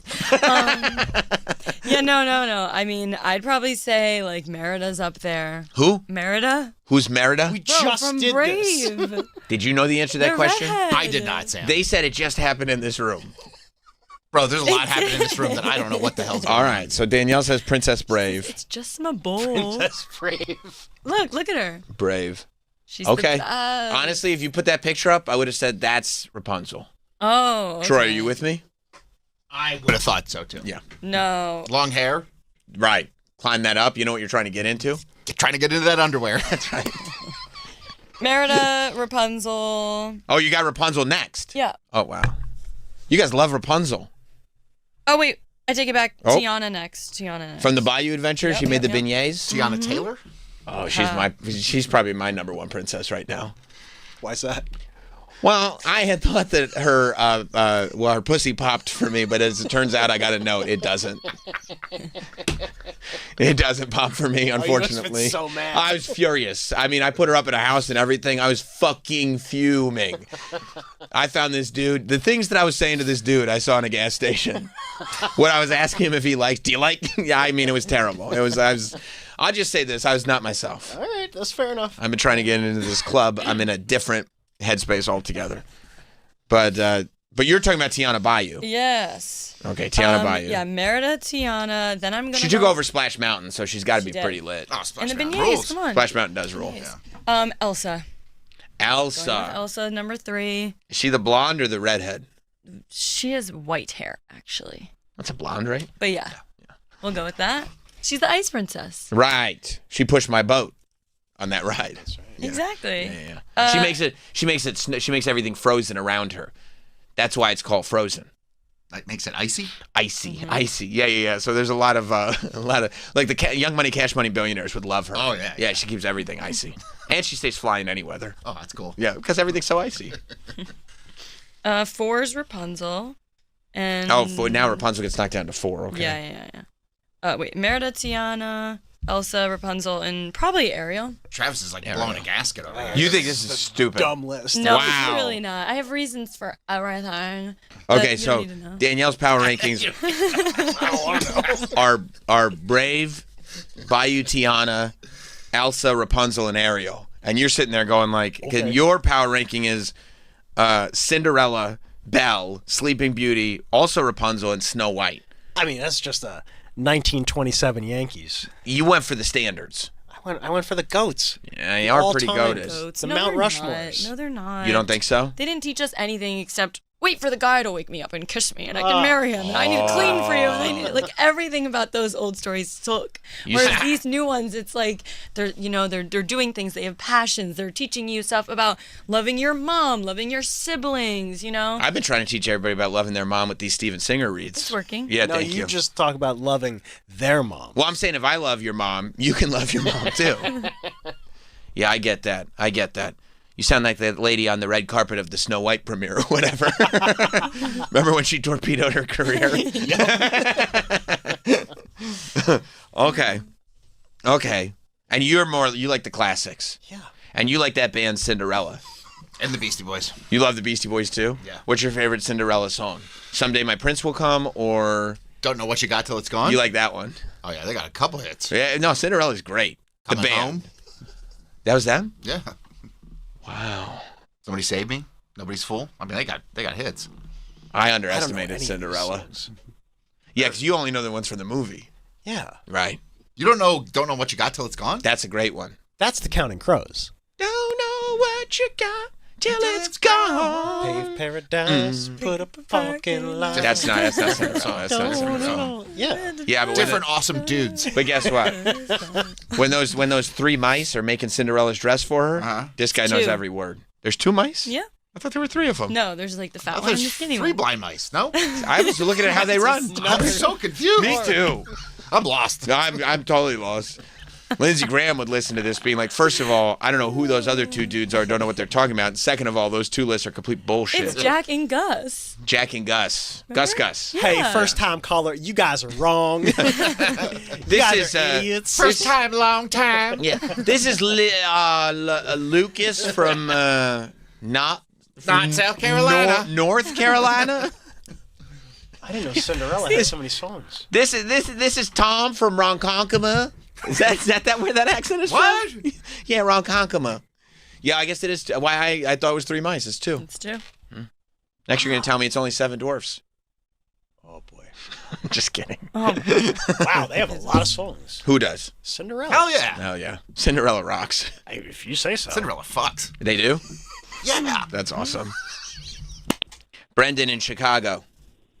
Dude, if you are a fan of like the Vanessa Carlton and Michelle Branch shit, you are going to love Tangled. Like, I have a 9-year-old daughter. We watched the shit out of Tangled during COVID, and those Mandy Moore songs get stuck in your head. Even the non-Mandy Moore songs are tight in this. Like, I highly recommend, Sam, you get off your ass and you go watch Tangled this weekend. Yes. I mean, that sounds like some good tunes. Do you know any of the songs from Tangled? I'm assuming it's Mandy Moore's song Candy. No, not Tell that me one. who you are. I'm assuming that that's what she's singing up there. Yep. Why's your hair so sticky? Candy. Yeah, it's not Candy? No. You probably heard that. Travis, you know the songs, right? He knows all the like, songs. When Will My Life Begin? I feel like Sam might know that, right? I mean, he put Rapunzel #4 on his thing, and he was like deep into his 30s when this movie even came out. That's crazy. Isn't that crazy? A little bit. If he didn't have a daughter, it would be really creepy and weird. Yeah, So it'd be really creepy. That's if my daughter was here, that's her number one. So then you attach a little bit of when your daughter loves something that makes you love absolutely. it. Yeah, it brings happiness to her. Yeah. It is going to be weird when his daughter grows up and leaves the house, and then he's like still all in. Right, and he's still up on like the now princesses. Right. Like, hey, did you see the new princess? And she's like, nope, I'm a grown up. Yeah, I'm doing adult shit. Yeah, I'm a full grown lady. I don't know if they told you. Yeah. I'm a full grown lady. I'm running super fast. He's like, all right, well, let me know when you're coming home because I got all these princess movies to catch you up on. Yeah, I'm really. I could use someone to watch them with. I've been stocking up on bubble ones. Yeah. No, she was thinking about getting the sun as her first tattoo. Oh, The that's sun? good. My sister was gonna do that too. Dootin'. Here comes the sun. No. No. And I say, It's all right. It's all right. It's all right to get the tattoo. You know? Go ahead. Yeah. Not that sun? Which No. sun? No. Okay, all right. Sun from Tangled. You gotta watch it, There's a- and then you'll know. They don't just use the regular sun? No. It's I would have just, I mean, the sun is the sun, Sun right? is the sun. Right? Same sun as Beauty and the fucking Beast. It's Actually the sun. plays It's a in the very sky. important role in the movie. Really. The sun does? Mm-hmm. S-U-N.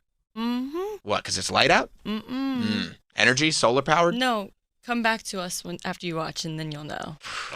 It might take a minute. Yeah. Probably watch the Red Hot Chili Peppers doc before that, huh? Probably. I mean, you know. What about no, put it on in your house. I got for kids. Barbarian streaming, if I'm being 100% honest with you. You got other shit to watch. Well, because I didn't watch Barbarian on the plane, so I'm kind of due for one, you know? You got to catch up on Champagne and Bullets again. Got to watch Champagne. Do a family bullet. Family Bullets.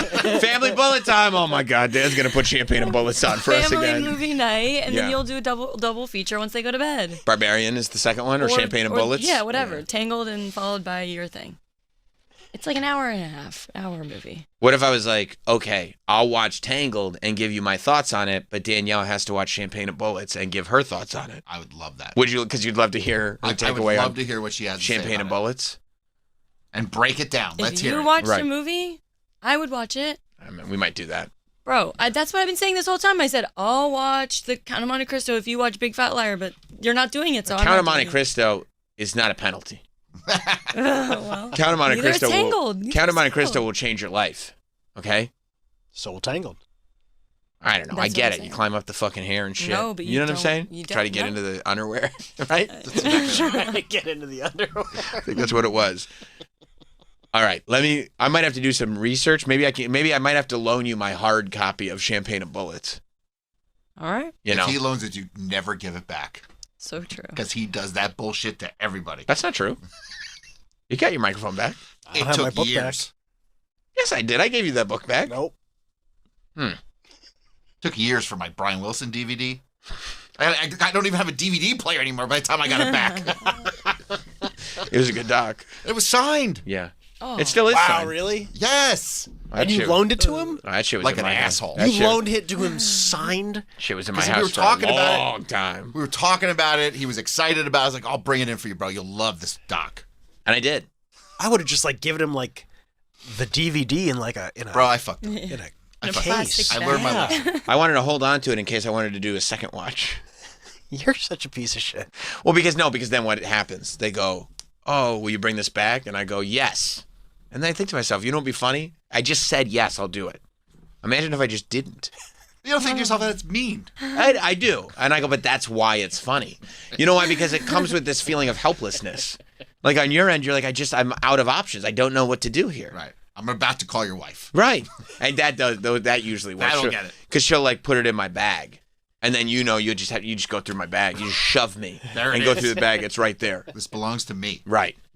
Yeah, that's true. Fred in Boston. Hey, Sammy Shitfarts. Hey, buddy. Are you going to promote your episode of Story Wars tonight? Oh, is that airing tonight? Tonight. Hey. Tonight. Yes, it'll be Got myself. the notification is posted at 8 o'clock tonight, so I just want to make sure you got the notification out to everybody. Thank you, Fred. I am. I will be on. Doing great on the phones. Oh, that's good to know. That's good to know. Troy is my number one princess. Thank you, buddy. He's the princess of the phones. Thank you. Yes, Story Wars podcast will be on tonight. I'm on there with Kim Congdon and Uncle Laser, and of course Big J and Lewis. The topic was toys, which is actually very difficult for me because you have to make it seem like the story is not your story. I could have come up with stories all the live long day, but they were all so obviously mine. So I had some ducking and weaving to do on this one. And the last time I was on Story Wars, I won the whole thing, and it feels good to win. So enjoy it tonight. I guess it'll air at 8. It's been a great week. And there is, you don't have to take my word for it. There's evidence of it. We're going to end today, as we like to end the week, with a song highlighting how incredible this week was. Another great week of radio.